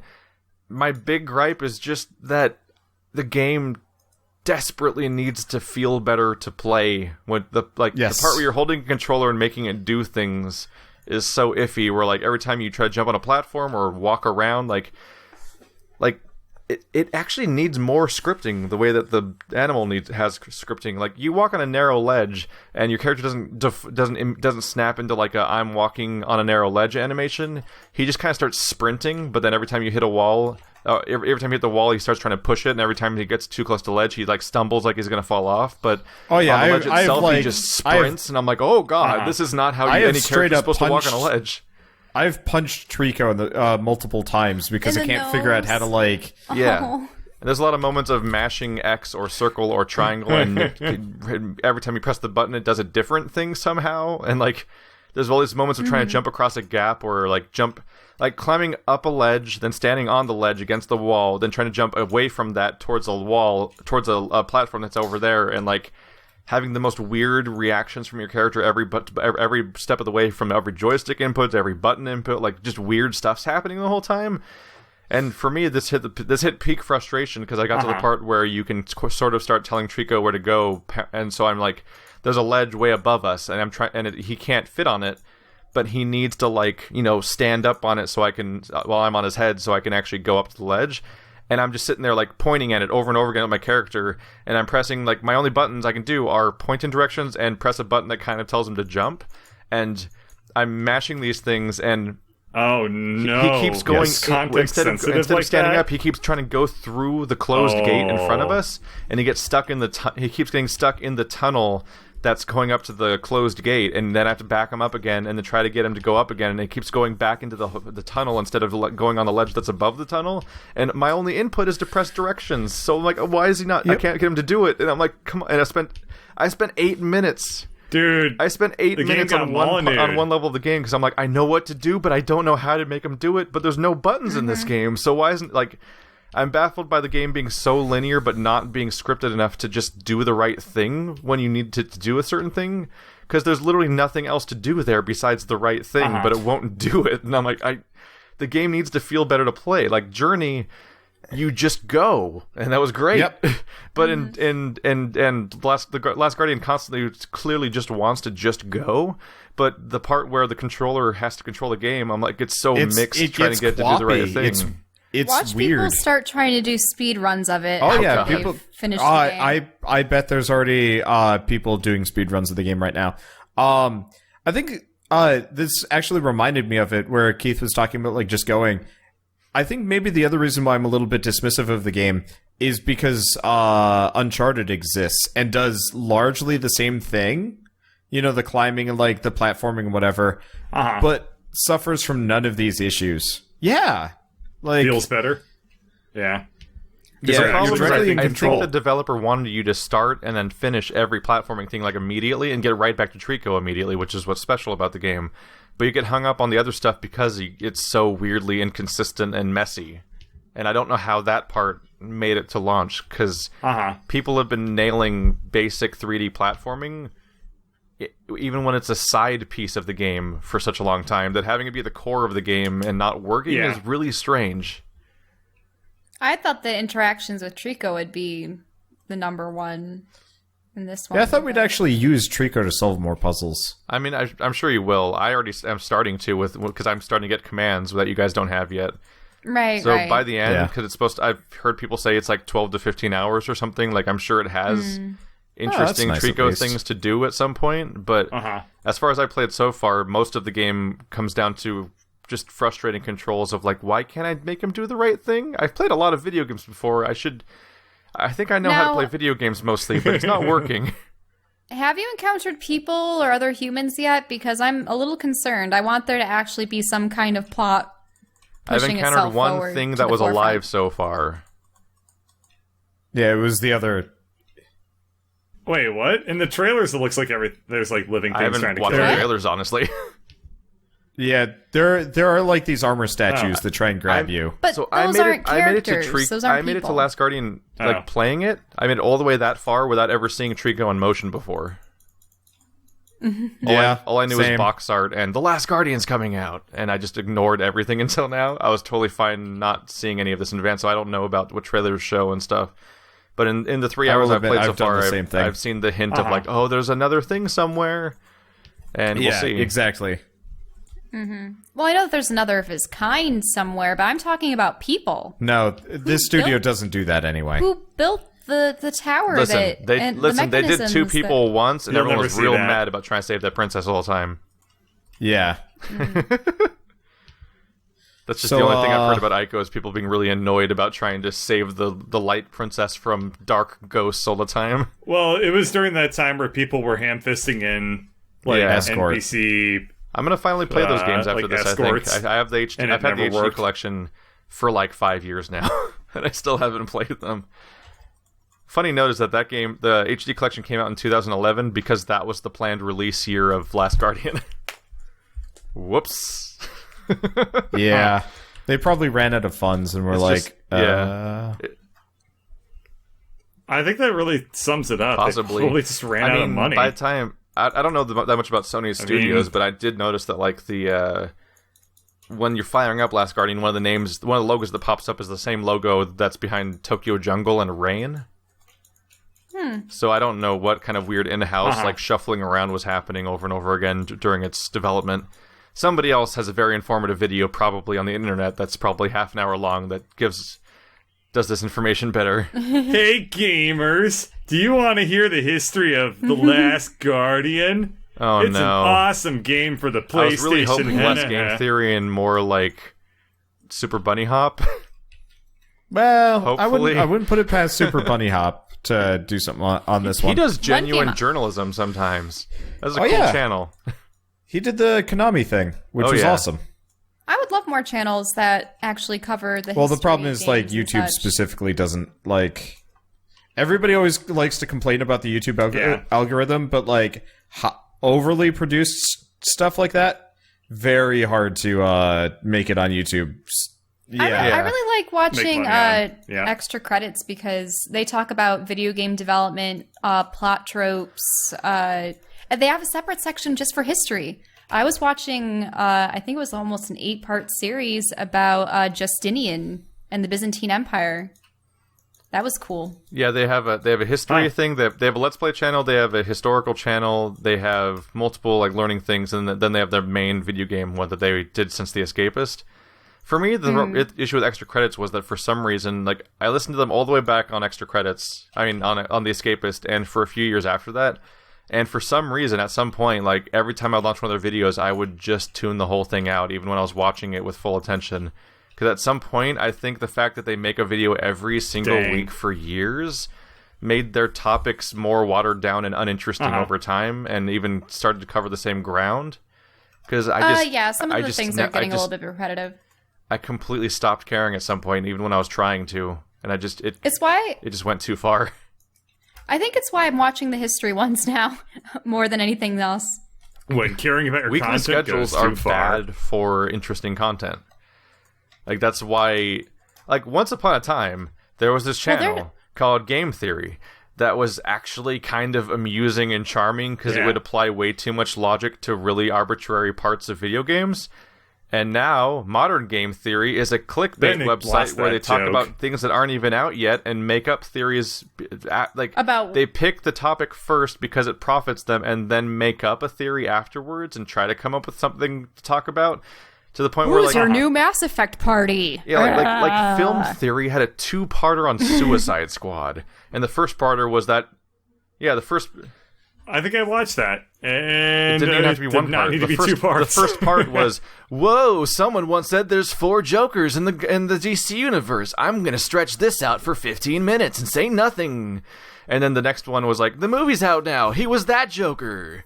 I'm like, this was stupid. This was a complete waste of time, and you're capitalizing off of trends to make your series. But there's nothing. You're not doing the premise anymore. When it comes to Joker, I prefer the mix of animated Mark Hamill Joker and the Jack Nicholson Joker. Those Mark are Hamill completely all the different way. characters. Yeah, It's You Mark can't Hamill mix away those from me. characters. They're not the same. They're not similar.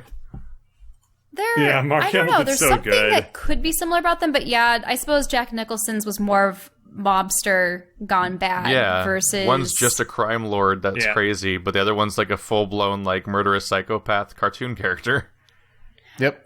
Those are yeah. really hard I to suppose it's reconcile. because I grew up with the old Michael Keaton ones, so Well, you So- just like everything that's old. That's why you're giving Jack I just Nicholson tend to his see the originals for most things, and yeah.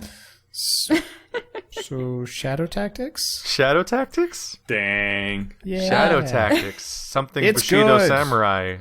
It's good. Blades of the Shogun. Yeah. I said something really like Bushido it. Samurai. It's Shadow Tactics, Blades of the Shogun. I just said that. Yeah. Well, you started adding stuff, and I figured I'd clarify. That was the joke. That was... God damn it. Why are you this singing right now? I'm singing What are you the doing? the butterfly song. What are you doing? Why aren't you singing? It's Look, it's a song. It's by Shell in Toy the Box. arms of Shell the doesn't care what angels. we're talking about. I She's know, just it was waiting just- for I a was time mid- where she can No. talk about a topic. I was just it's about a mid-sentence of, girl like, who's you saying weren't that she's a listening to me. beautiful butterfly and she's waiting for her samurai to come sweep her off her feet. That was the song by Toy Box. Did you guys ever listen to Toy Box? That was like really popular. It should have been on Dance Dance or something. Shadow Tactics. Okay, fine. You guys are talking I about don't know samurai. what's happening. Okay. I know what's Yes, happening, you but do. I can't believe it. So, Shadow Tactics. That's just the theme Shadow of 2016, isn't it? I'm just gonna start saying Shadow Tactics until we can stay on topic here. So Shadow Tactics is good. God damn it! Like I'm having a lot of fun with it. For whatever reason, they sent me a key. It's like, here's a key, and I'm like, sweet. And then slightly later, they're like, thanks for filming the demo, and I'm like, I asked for the full game. Then they sent me the Daedalic full really game. reaches out to YouTubers a lot. It's Like, that's sweet, how I got actually. Silence. Yeah, That's the same person that gave me but I multiple didn't previous wanna- games. Daedalic is awesome. They reached out to me back when I had like 500 subs to send me what was it? Their CRPG, tactical RPG, whatever it was called. The like misfit RPG group whose name I totally can't remember right now. Unfortunately, they got spam filtered and I like lost that for a while. How But- dare you, sir? Dude, it was hard. Anyway, Shadow Tactics is the first stealth game I think I've enjoyed in a while. And, like, we played Origami, and it had, like, its moments. Shadow Tactics is, like, pretty much everything I could have wanted out of Origami. But it's, you know, a third-person, real-time tactical game instead. Which kind of surprised me, because I really was not expecting much of it. I was like, oh, it's a stealth game. Yeah, I'll try it. And now I'm just like, I'm going to murder every single person on these levels. And if it takes me 2 hours, then so be it. And They I are usually long don't levels, do that. judging by the first one. Because I've Yeah, only played one so far. Okay, so the first level... God, the murder bot knows they're evil and boundaries. they're going against the Shogun. Anyway, so the first level is like an hour long, give or take. The second level you can do in like They're from a different dynasty, Sure. therefore evil. yes. The Did they take your the jobs? I've totally forgotten now. Shit. Yeah, We you did it. did. We kept poking him Fuck. until he broke. I don't know. We just Wait, so whittled what away at his ability to are you think. referring to? All right. It's Yeah. So they're actually evil. it's just and they enjoyable. deserve to get Like killed. you're given so it's a couple of. It's a lot easier to do these if you don't just like laugh when I'm trying to like get back on track. But anyway, so you're given That's you're fine, given it's a fine. team of like 5 characters total, presumably, though you only get access to like 1 or 2 for every mission. I guess 2 or 3. But so each one of them has like different powers, and they're pretty distinct. Like you get the ninja who can throw a rock to distract people, and like a shuriken, and he can also like climb through buildings and stuff. You get just a straight up samurai who kind of sucks at stealth. Like you try and pick up somebody to like hide them in the bush, and he just like stands upright and just walks away with the guy. And it's like, no, you idiot, don't do that. But he can carry Let's see. 2 people because he's huge. Yes. And he can sprint, which is really nice, actually, when you're, like, panicking and trying to run away from things. Oh, shit, what else is good about it? I really like this, there's one chick who has, like, traps and a bird call. And so it was just, like, climbing up on rooftops and having, like, a trap at a corner of a building. And, Like that kind of bird call? yeah, exactly. So I'll be on the rooftop, and I'll have, like, a trap somewhere. And effectively, my entire thing is to just bird call until they finally like, I just wild goose chase them all the way, all the way around an area, and effectively eventually get to the point where they get to my trap and, I kill them in secret and stuff like that. And I really appreciate it because it's a nice stealth game that doesn't really kind of fall to the same bullshitty tropes. Like, you get spotted, you're pretty much fucked and you have to reload. But the game, like, legitimately reminds you to quick save constantly. So instead of just being like, well, you just lost a shit ton of progress, it's like, you need to save now, probably, That's because a you're in common trouble. theme with you lately. I've heard you swear That's kinda cool. profusely over Fallout. Oh, yeah, I lost, like, half an hour today on Fallout because I forgot to save. Oh. Yeah, because... Oh. I got like hookworm, and I was just like, whatever, I can deal with this. And then I blew up, and I was just like, oh no, I forgot to save a while ago. On a landmine, was it? Yeah, somebody put a landmine in a trailer home. I don't know why. At some point when you're recording a game like that, if so much time passes between the save and the failure, and you get reverted all the way back, you're basically just like, well, all that stuff I just did was non-canon, because I guess... Yeah, that's what I said. We're just branching off somewhere else now, Yeah, because I basically. can't even recreate in my head all the things that have happened over the last hour and stuff like that. Yeah. Well, it is kind of nice. Uh-huh.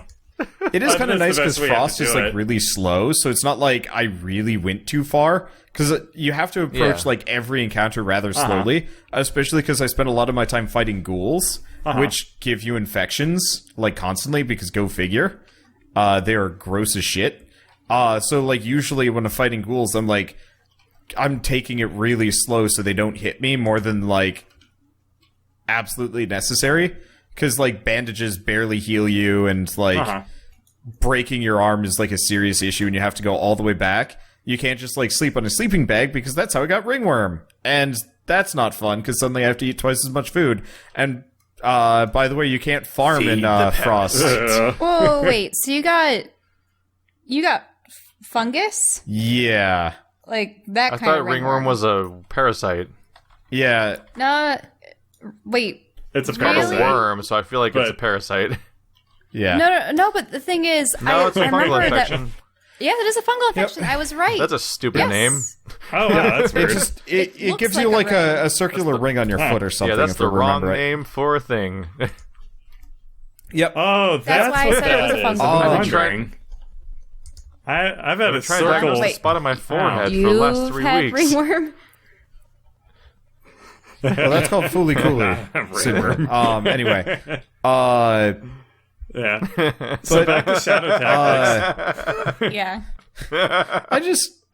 I guess I'm just really happy to be playing like a tactical stealth game that kind of doesn't suck, because there's been a lot of I agree. there's been a lot Those are of hard to absolutely find. garbage Those are stealth very hard games to find. lately. Like Keith and I played Origami, and I don't think we talked about it too much, but like after a certain point, it was just kind of like it was ass. There was just so little going on with it. Yeah. Whereas, like, this one, one of the things I really like is, instead of just being able to see, like, everybody's, like, sight cones, you can either mark one person and see where they're looking specifically, or you can put down, like, a marker that shows you where, if anybody ever sees this specific section of the area, and it kind of forces you to, like, keep all enemies in mind, and they usually have patrol paths. I was actually... the AI is a little bit cheesable. I got to a point where I had like 10 corpses on a roof, and every time this lady would like come upstairs, there'd be a new corpse waiting for her, so she'd freak out and some of the guards. At which point she'd like run away screaming, and then I'd kill the guards that she summoned, and then she'd come back and she'd be like, ah! And just run away. That's like me It's in beautiful, Deus Ex, yeah. where it was like, I'd shoot somebody and hide in the bathroom until everyone Your left. battery I'd just go and keeps shoot somebody and recharging, hide so in you the can keep bathroom. like taking them down as they come around the corner over and over again. But Yeah. Dude, stealth games suck. That's all I have to say about it. They're really... yeah, they're really hard to hard make to the get stealth right. matter. They're really hard to design. yeah. Like Dishonored In and this Deus one- Ex both have the issue Yeah. where you could totally 'Cause you stealth have to through them if balance you it. really want to, but like also the moment something goes wrong, you just win anyway Yeah. because you can just take everyone down. It's hard to make the stealth believable. Because the way you have to do it in real life, if you wanted it to be believable, is if you get caught, you die. That's more or There should less be how no way to Shadow recover from Tactics getting work. discovered At the You same time, can- that's very in a real unforgiving. game. Well, yeah, but that's Yeah. why this Because the game genre. specifically It's keeps... unforgiving. It's Yeah, unforgiving that's why that this you game... try to play the genre as not its genre. Yeah. That's why the game just tells you, like, you should quick save now because you haven't saved in a while. I prefer, And I like that. I prefer it if you have the option to find cover again, so that you no longer so have you their aggro. can, but so part of the problem is if you get spotted, they summon extra guards, so now you have like more people to contend with. Right. And usually it's just better to reload and not do that. There was in Metro Last Light, or not in Metro Last Light, but just in Metro 2033 or whatever. They had a lot of stealth, and granted, it's an action game; it's not exactly a stealth game. But what they did that actually worked out really well was as soon as you got discovered in a stealth level, the Yes. guards were in alert mode permanently. Yeah, I And that wish this actually- game did that. That hit a really 'Cause good spot for everything. I will admit, there are very few times that I actually trigger the alarms because I don't like those extra guards. But the enemies so far, do I've just get been like, hitting F8 Yeah. immediately. yeah, I'm just like, pretty the much. screen's covered in red. Retry. Yep. Like I just count that as a fail state immediately. I'm like, I lost. Like I could probably do something about it, but I don't really want to. I like the stealth part. Because that's the problem is like Deus Ex and Dishonored are both games that tried to make it valid to play them as action games. But the problem with that is that if you play them as stealth games, the action part never goes away. So it's like, oh no, I've been discovered in Deus Ex, and I press B to initiate a cutscene where I instantly punch them out, and it's over. Or in in Dishonored 2, I made this entire hospital mad at me. They all saw me and freaked out and chased me. I walked into a corner, and as they came up to me one by one, I hit control to parry their attack, and then hit control again to choke them out slowly in front of all their friends. And I did that to like 6 consecutive people in one crowd, and it worked. And it's like, that's not... It's not how it should work. There's no reason to stealth in those games besides making the agreement with yourself, like, I'm totally going to stealth through this, because the game doesn't incentivize it, really. The only incentive system in that game is whether you kill people or leave them alive, and that's completely irrespective of whether or not you're stealthing. Yeah, I think there was that game that we were playing a while back, and your kill count determined some of the endings, I believe. Dishonored. Both Dishonored games. Dishonored does that? Metal Gear. Yeah, Dishonored games do it. I think almost every They usually stealth try game has to, that to some degree. But the problem is that they also then make it too easy to do non-lethal takedowns. So then the non-lethal part just makes it so that you're basically just killing everyone, but not actually killing everyone. And so you get the good ending for not killing everyone while having the gameplay style of killing everyone. I think which I think is actually the best. I love playing through that way, wouldn't it be better personally. if you had one where you actually... Okay, so there's 3 levels instead, where there's you completely avoid your enemies. They don't see you. You never have to interact with them.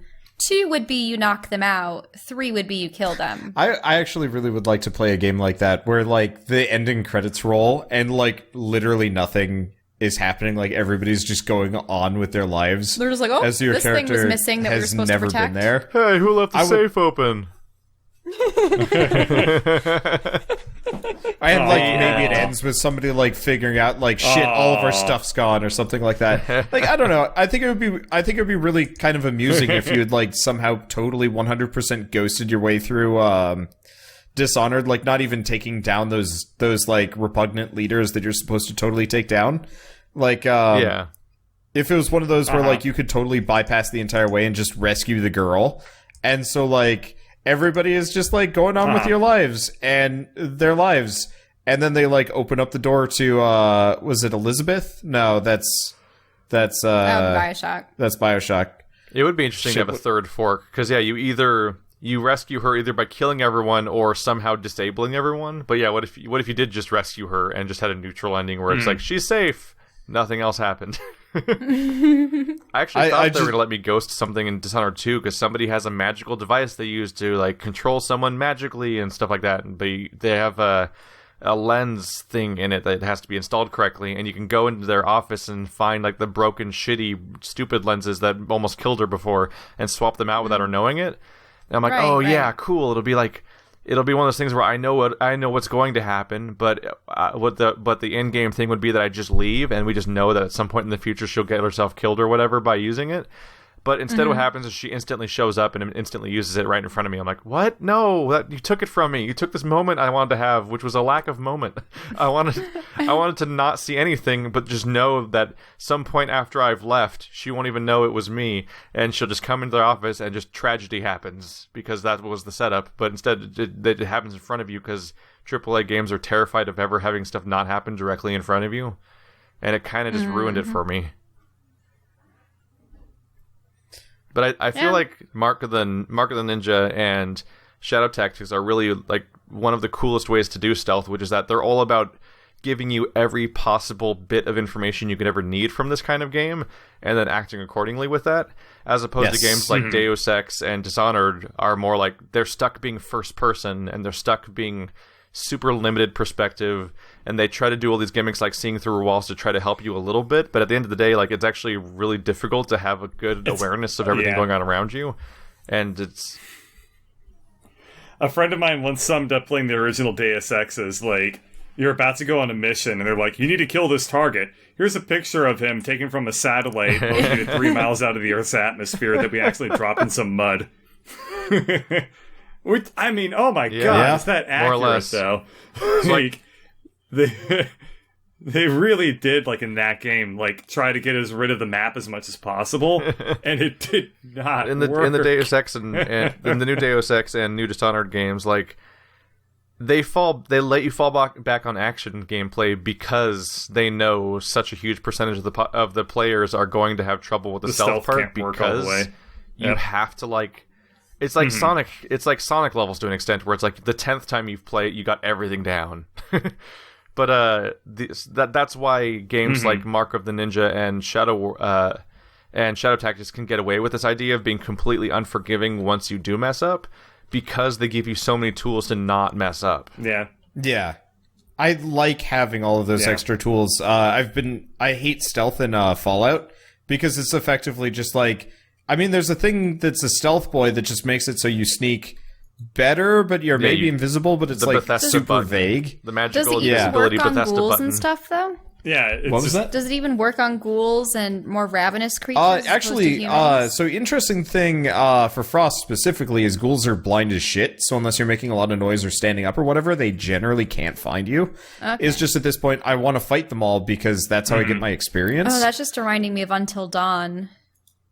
Yeah. But I remember turning invisible in that game. I like the idea of it so much with the like the idea of stealth so much, but every time I'm given like the opportunity to do stealth in a game, I'm just like, I kind of hate this. I think it's one of the reasons why I've never played a rogue in MMOs or Well, I mean, co-op MMOs are things. kind of a different beast entirely, and generally, like, I mean, the I think stealth is just you're invisible unless you're close enough to an enemy, and you then just you're press not an invisible invisible. button and stay out of circles. Yeah. It's such See, a I completely kinda different prefer beast than like that. line of sight stealth and how every other game works.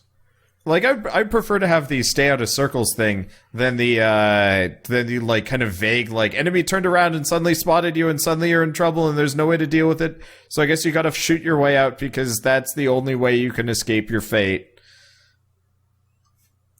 That always feels really awkward to me. I mean, stay out of circles would be way less immersive than anything that True. a first-person stealth game does. Like, oh, you've entered 5 feet of him, now he's automatically aware of your presence because MMO. I've only used stealth in the context of MMOs to have a little bit of respite within combat, but not long enough so that the enemy can recoup. Yeah. It's so that you confuse them and then charge back in once you've been able to bolster your defenses or Recover your put health down or like whatever. caltrops or interesting traps and stuff while in stealth. But yeah. Eh. I've never been able to get into like It's trap laying difficult. as a mechanic It's difficult. in a video game. It's I great like it. in Orcs. Yeah. Yeah, orcs must die, but that... Oh, shit. Yeah. Oh yeah, that's they I designed it forgot about very- that. In a lot of But other games, explicitly it's to kind of have like, that be I put a trap down, they didn't step on it. reasonable. But I can't get it back I now. should probably mention, they've updated that today, actually. Yeah, so they're Oh yeah. they're getting rid of Orcs Must Die Unchained is getting rid of the PvP mode entirely. When are they in just going to favor rename of- it Orcs Must Die 3 and just give up? I wish they would. Now, when's the Destiny game gonna come out? Yeah. Destiny. Sorry, Next not year? Destiny. I don't know. Divinity. Sorry. Oh, Divinity Original Sin 2 done? comes out at some point. When That's it's the early done. access Yeah. bug. It's done when it's 'Cause done, question I'm mark. looking It forward to usually playing that takes with you them about guys. a year. What about Stealth in Metal Gear Solid 5? Actually, I haven't played Metal Gear Solid Stealth that much, but it looks like if you are going to be doing like first-person, third-person stealth in like a 3D environment, that's probably the best way of doing it. Metal Gear Solid 5 and all the Metal Gears already have a huge advantage in that they're third person. Yeah. You have so much more information immediately for not being a super like cone vision first person game. I really don't Yeah. like first-person stealth. It's awkward and unfun. I think that any video game where movement ends up being like extremely important like that is almost always going to be better in a third person perspective First-person than a first person platforming is perspective. awkward. There are virtually no mechanics about stealth Yeah. that benefit from being first person aside from an overemphasis on interiors. Immersion. Because the more inside the Yeah. game is, the harder it is to do third person unless you're just going to like True. go full Metal Gear Solid 1 and just rip the roof off the building and just have floating cameras above you. It's pretty much the only way to go at that point. Do we want to do questions? Sure. Yep, we haven't It's a good gotten time around for to questions. questions. Oh, All sure. right, I posted the link at the beginning of this, and most of the questions are not great. Should I read the bad ones too? I mean, sure, but what makes them bad? Wander, have you ever tried Call of Duty Infinite Warfare? Nope. Delete. All right, what would you do if the doctor suddenly says oops or oh shit? Probably die. Delete. What's your favorite drink? Delete. Well, we know that Wander's is milk. Drank. Yep. Yay. Loves milk. I can't, Okay. Next can't question. say what mine is. Let's I see. suppose I love tea. Here's Yes, a real Thai tea. here's a real Or question. chai tea. What game did you not? This is definitely from Wander's audience. What game did you play not including scrap mechanics? He has plural in this. Did you play and not enjoy? I'm sorry. Did you play and enjoy for over 100 hours, and why? Binding of Ooh. Isaac. Binding of Over Isaac. 100 hours. Jeez. Yeah, let's Binding see. of I'm Isaac. trying to You think know what? of I'm gonna games sort I've my, played for Steam more than library, 100 'cause- hours. Team Fortress 2 for me is a big one. I'm probably gonna have to. Mostly just because I found a like really good community of gamers on Team Fortress 2, and just like it became almost like an MMO, just kind of like a guild Yeah, I'm type gonna have situation. to say that MMOs are probably the only games that I've played for over 100 hours. Interestingly enough, I have more time on Binding of Isaac and Warframe than I do on Scrap Mechanic at this point. I'm trying to think of which games I've played that long. Fallout, I have Dang. 222 hours. I guess it makes sense. Vagante was good, but it I also just don't want to go depends- back to it. It depends on if you do multiple playthroughs of campaign games as I've definitely well. never reached 100 hours with any Bethesda game before. Like they always lose their luster before then. Let's see. I have 170 I think- hours of Is that Ultimate real? Chicken What? That's Wars. not real, right? Wait, You what? just left it on or something? Yeah, Bert probably just walked away from it. The games I've played that long would No. have to be Rock Band.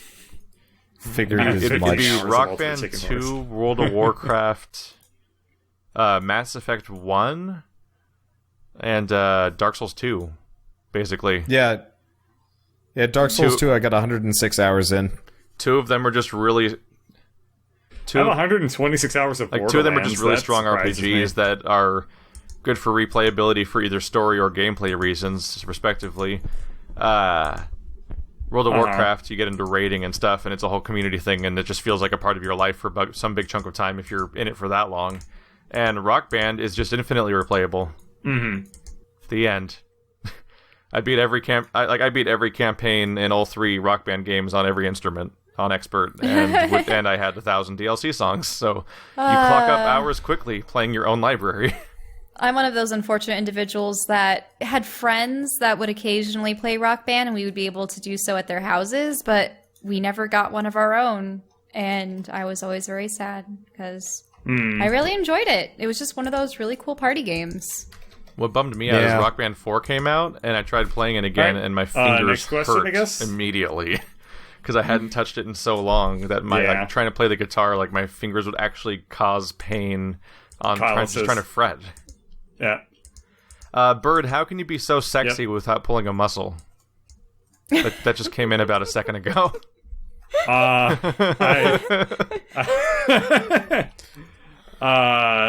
have to stretch every day. Where was I? The key secret to Lady healthy Bird helps. sexiness is to stretch. This was Andrew's goodness sake. Andrew's question is, what are you looking Thanks. forward to more? The American-made Ghost in the Shell live action or the Japanese-made Full Metal Alchemist live action? Yeah. Wow. Pass. Have we talked about the Abstain. Ghost in the Shell trailer at all? Nope, on this we podcast? haven't.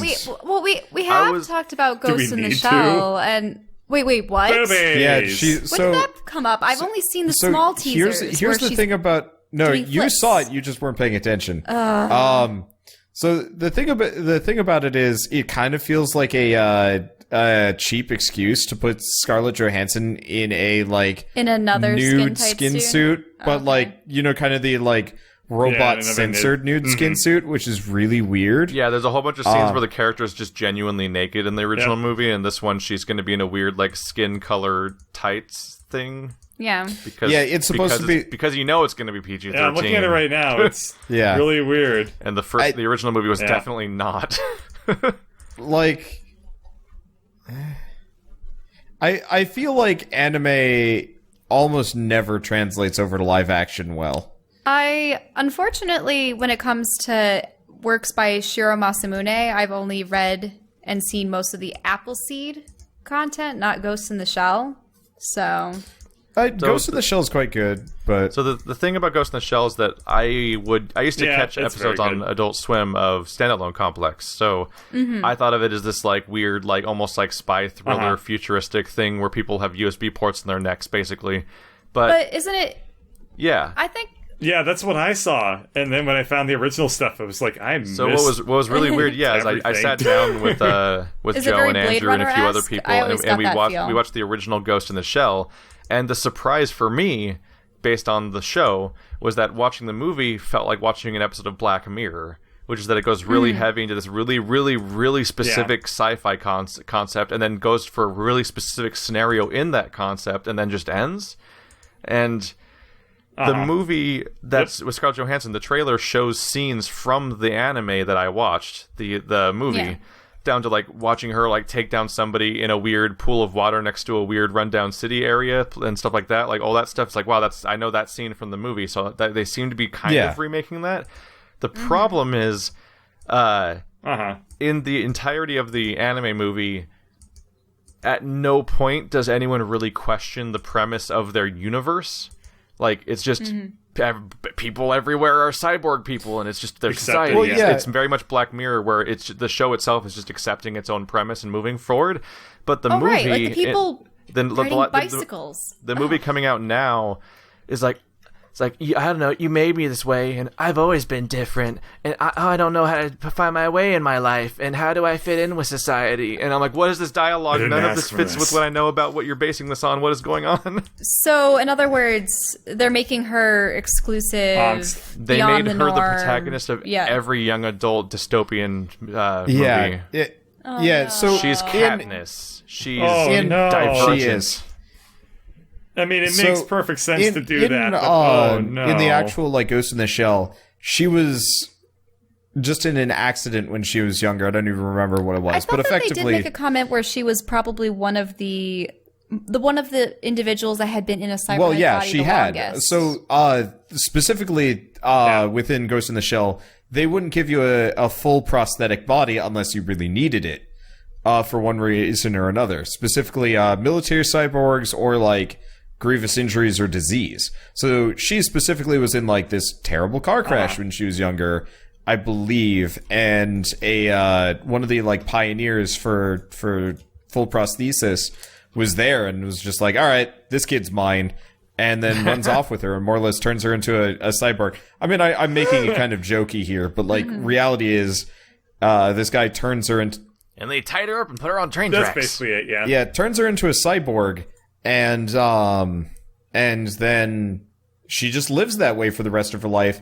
And she had to do like a bunch of pseudo shitty jobs for a while, because the new Ghost in the Shell animated series kind of gets into it because she pretty much can't afford her own body. She's so constantly paying it off. Yeah, so she more or less got sold into being military ish, which is like kind of super shitty and not great, but whatever. She's also like, you know, an expert hand-to-hand fighter, whatever.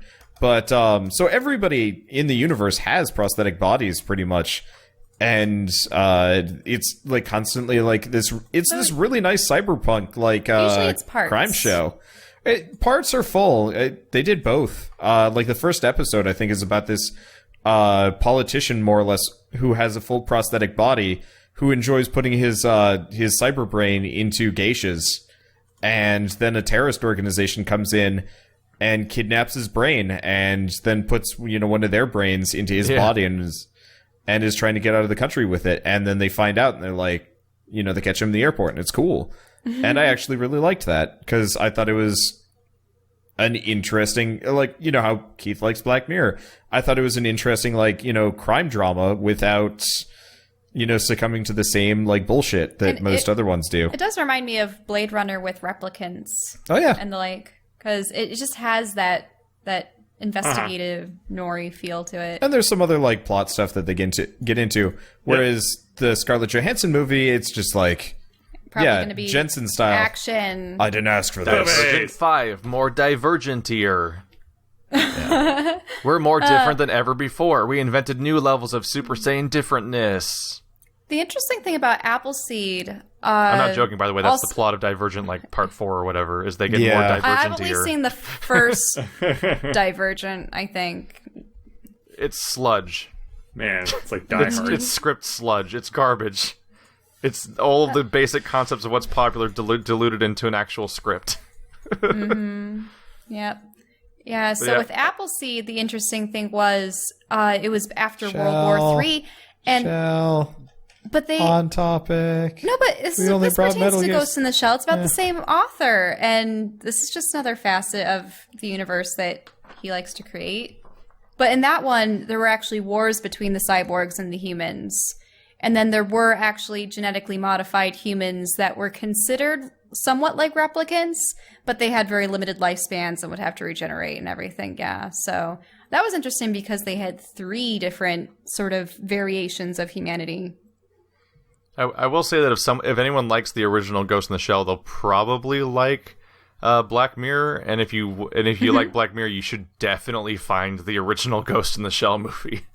Because it's like a lost animated episode of it. Yeah. It fits so nicely together. That's a pretty accurate summation. I need to watch more Black Mirror. I watched about 20 minutes, and then I was like, Keith, I'm already depressed. It always makes me depressed at the end. So it's so sad. I have to say, actually, God Keith, damn, I'm kind of Black annoyed Mirror at you is for heavy. introducing Shell to it, because... I you been started watching it having with her? existential No, crises. she's watching it while I'm streaming, and so I finished streaming after a long day, like 6-8 hours of stream, and I'm tired. And Shell's like, and then Shell's like, sad I about watched the this future. interesting episode, and it was so unhappy. And then I'm like, Shell, I really just don't want to hear I start telling the unhappy whole things thing right to now. him. So she summated the entire series for me after I've said no repeatedly and put headphones in. You could always watch the one not depressing episode. San I've only Junipero. Yeah, that's the one I just mentioned. That was the only that's the one that happy had episode. a positive ending. Because that episode is just a drama that takes place in the situation of a sci-fi concept, where all the other ones are like, here's how the sci-fi concept ruins everything. The end. Yep. It was Dallas Bryce Howard in that one, right? I don't know. The one where you give ratings to everyone? That's She was Nosedive. Huh? Nosedive is the ratings one. Right. She was in Lady in the Water by M. Night Shyamalan. Shamalamalam.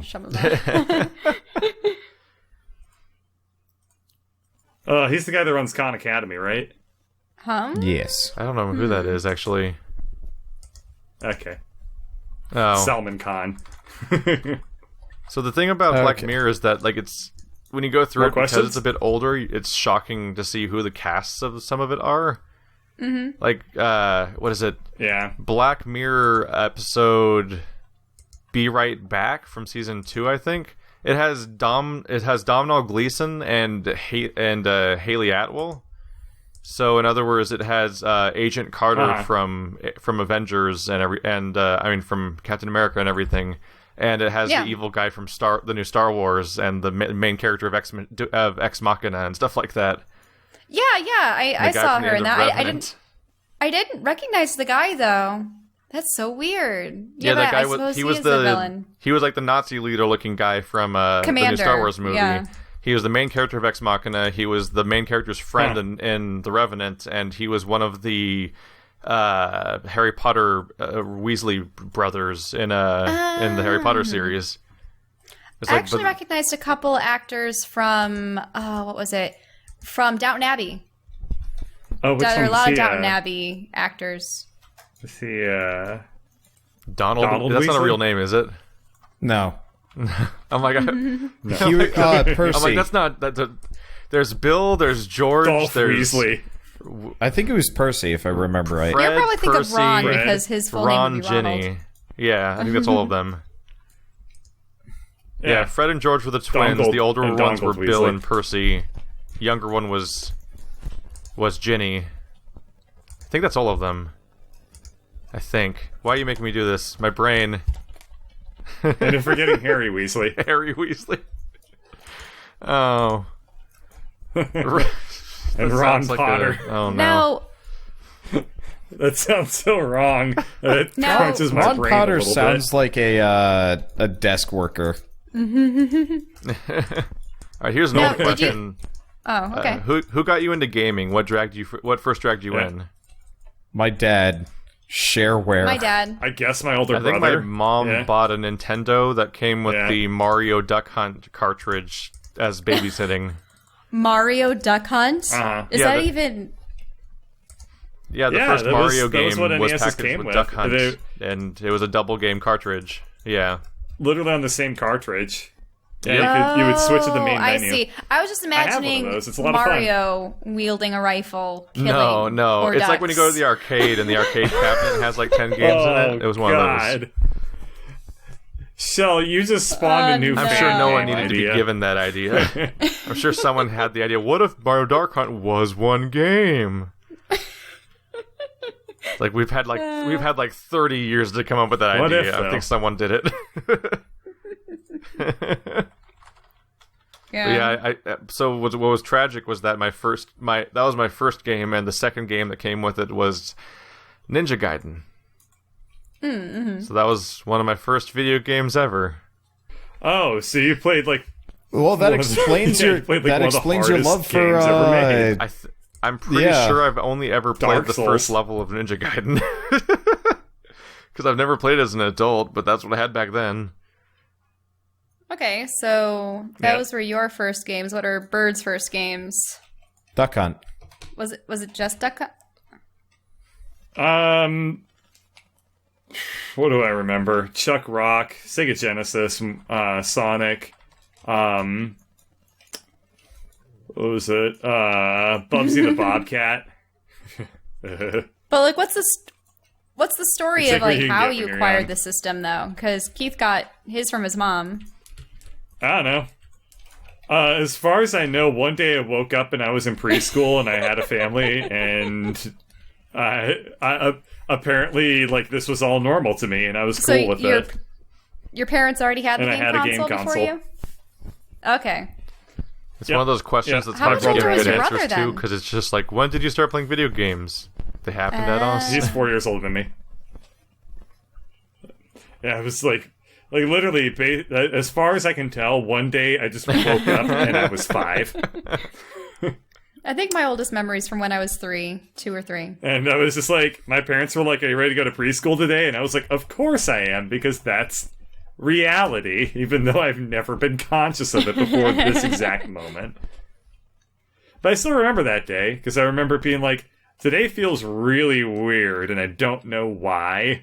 Next question. Oh, well, we haven't answered ours. What was your first game? Shareware. Already said that. I thought you said Duck okay. Hunt. You lied to No, us. that was Bird. He was giving an answer for Bird, even though it Oh. wasn't real. I did. Oh. I did play Everything you Duck say Hunt. is lies, Wander. Stop it. Stop lying to all your Apparently friends. I thought so. we liked Look. each other. Okay.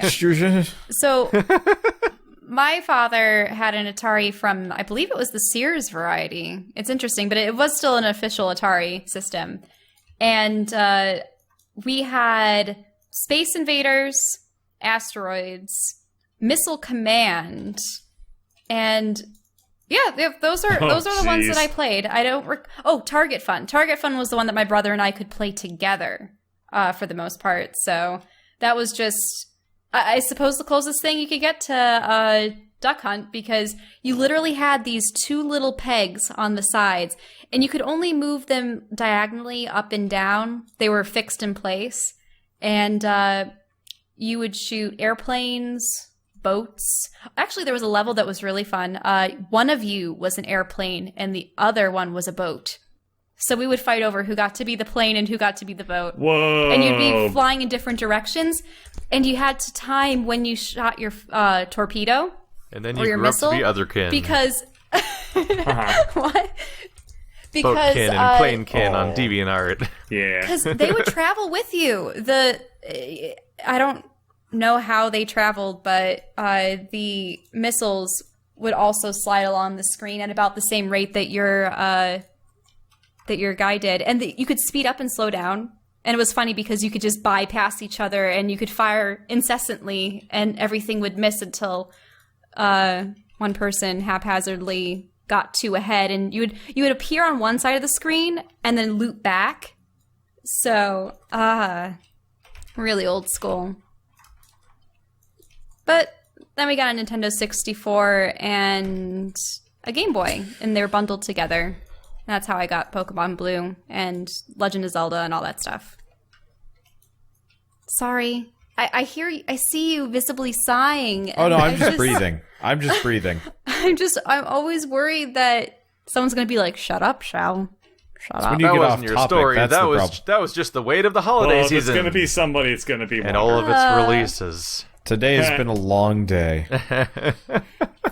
Actually, there was one other game that came out that we didn't talk about. I don't know. Do you want to Maze? talk about Maze? Yeah. I don't want to talk about Maze. Okay. Like, good enough. I want to talk about it, but not talk about anything that happens in it. Yeah. Because nobody should... This is not the place where anyone should find out what the contents of Maze's story are. Because that's something to experience on its own. Yeah, that That is a that ride. Game, that game is a ride. I hated the motion blur, but the rest of it was actually like... I thought I was going to kind of hate it. but I was like, whatever, I'll get into it. It was good. So by the time I finished Maze, I recommended people check out Zenith in the context of it being a weird game that, like, they're both games where the basic gameplay kind of fails, but it's so heightened by its presentation or story elements. I mean, the gameplay was just classic, like, adventure game, just find the thing to progress, go from there. It's not even real adventure game stuff, though. Like, it's not like, you don't like, think about the contents of your inventory and think about, where would I use that? It's all like, go find the glowy box to click on the glowy box with the glowy box. I didn't like I guess I'm okay with that. Stuff. I grew up with King's Quest, and I hated King's Quest. Yeah, but it's just, the difference here is that this version that Maze presents is not problem-solving. No. It's just run around and click on glowy things until the next thing happens. Like, at one point, you have a bent thing, so you have to make it not bent, but to make it not bent, you have to take it to a very, very specific desk in a specific part of the world to do so, because nothing works in ways that make sense. I was just saying right then there, hey, we have a hammer. Why don't we hammer it straight? But no, you need the flat surface for it. Yeah. But it's a game that starts off with a very tiny glimpse of something being weird, stays relatively basic for almost an hour, and then continues ramping upwards in weirdness until it just starts looking like a graph of a limit where it just escalates exponentially. and up until the ending, and you're like, and then by the end you're like, we're here now. This is happening. What an experience. But the fact that did they actually make don't. their own song? I would say don't. Spoils. Okay, fine. The song, yes. I would just say just don't. It's fine. I remember playing King's Quest as a kid and getting scared. What happened in King's Quest? Because everything's like purple and blue in those games and adorable and bright. I was walking in the woods and I ran into a snake and died. I think I saw that. Was that the one with the JonTron reviewed? I don't know. It was the one with the owl that like never shut the one where you're playing up. You're playing as King Graham and you walk into any corner and just instantly get killed by something. And the narrator's glib about it. Yeah, I played that, and it made me scared of everything was dangerous. Dude, this is ridiculous. Wait, so would the narrator come forth and be like, and so the king perished Yeah, the owl would be like... Yeah, the narrator would just be like, and so Graham's quest came to a tragic end. In the Space Quest and King's Quest games, there was a narrated... like one-liner that was being like all snippy about the way you died, and if it was for every single possible way of dying. Yep. That's actually probably my... That's probably my favorite Game Grumps series I've ever seen. Aspect of the game. You'll die in the desert. Played them. You'll be like, you need a drink, Graham? And stuff like that. Yeah. One time when I was really young, I was making shadow puppets. Okay, this is escalating. What's wrong with you? Aww. No, I was making shadow puppets of like monsters, and I was like 6. And then I actually made one that was too scary. You didn't have object permanence, you forgot about your own hands. And stopped.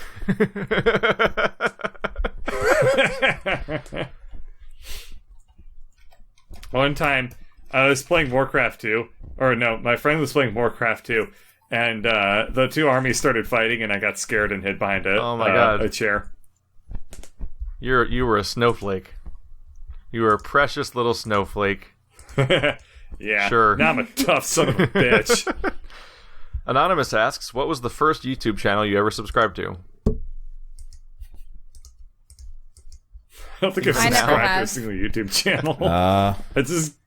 I just Google it. I probably should subscribe, but at the same time, I don't have a channel. I think it was Radical Retcon for me. He's a nice guy. That was the first time you ever subscribed to a YouTube channel? Yeah. Yep. I didn't have a YouTube account before that. Oh, weird. Yep. So this basically only applies to me, practically, as far as like any real history happening. Yep. For me, I was a 16-year-old and I was subscribed to SMP Films, aka Mr. Safety, because he had a video of a guy that like they had like some sort of nasty rabbit mask and they were running into people's houses with it. Okay. And it was just really, really old prank video stuff. Donnie Darko. And then, of course, Red vs. Blue. Yeah. And that's the one I'm still subscribed to. I watched Red versus Blue on the Rooster Teeth site before YouTube, and then I forgot about it. It was horrible to do that, though, because you had to download them it was awful. I hated everything about that. The Rooster Teeth website taught me all about QuickTime Player. There used to be a time when we didn't stream video. Wait, people had to... Oh. You had to go to someone's website and download the video, and they had to pay download for the bandwidth to have the website run well enough to even download the file. And it would be like a 240p download of a MOV you had to run in QuickTime Player and stuff like that. Like it was an ordeal to watch funny videos back then. I wonder whatever happened to this one guy. But my friends and I were obsessed with Lord of the Rings in middle school. And there was this one guy, something Frog. I forget what his studio name was, but he made the One Ring to rule them all. Oh, Crazy Frog? Crazy Frog. No, not Crazy Frog. It was something else. But yeah, he made a series of animated films, probably something akin to Flash, and it was the One Ring to rule them all. And it was just about Sauron and his misadventures while, Frodo and Sam and everyone else was doing their thing. He would just order a bunch of goblins around and get foiled every single time. It was hilarious, but I wonder what he's done since then. Have to look back at that. He did a number of other videos like Final Fantasy and a number of other things. The Chocobo song just gets stuck in your head. I have another chat question now, which is, can you still make banana puppets? All right. I can. I think it's Legendary Frog. So, what you want to do... All right. It's a very elaborate one. So, to do this, first step is to hold your hand parallel to the ground. So, your elbow and, forearm is parallel to the ground. Then... make your thumb come down so you form a mouth. Like a bird beak. That's the shadow puppet. That's not a shadow puppet. That's just a hand folding. So I was just doing this over and over again. And then I had a second one. And I made the shadow of one of them eat the shadow of the other. And that was a bridge way too far for my mind. I think one of mine was always, you would cross your middle finger over your index finger on the one hand. You would bring up your other fingers to make horns. Your thumb would be the lower part of the mouth. And if you really wanted to add teeth or tentacles, you'd bring your other hand as the lower jaw and wriggle them. Yes. Oh yeah, the little bird thing that people did in middle school. I remember that. But more monstrous. We're talking about shadow puppets now. This next question. Is a weird turn. I mean, we've been going for 2 hours and 10 minutes. We might want to actually consider putting the end on this podcast. Before we start talking about porridge recipes. Yeah. I got bored of the game that I'm just playing in the background. We've been going so long. Well, if you want to be bored by long future podcasts, but want to have your questions asked in them, go to fournerds.tumblr.com/ask, which is currently our receptacle for podcast questions. It should be on the screen also if I edit incorrectly. And that's where these questions are coming from. Even the ones I delete.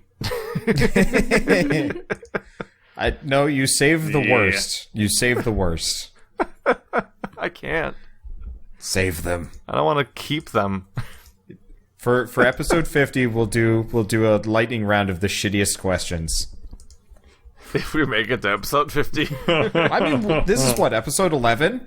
This we is just got episode 10. This is episode 11. I just haven't gotten the files yet for 10, so I haven't made it yet. Yeah. Hey, I synced up episode 10. See you guys next time. Yeah.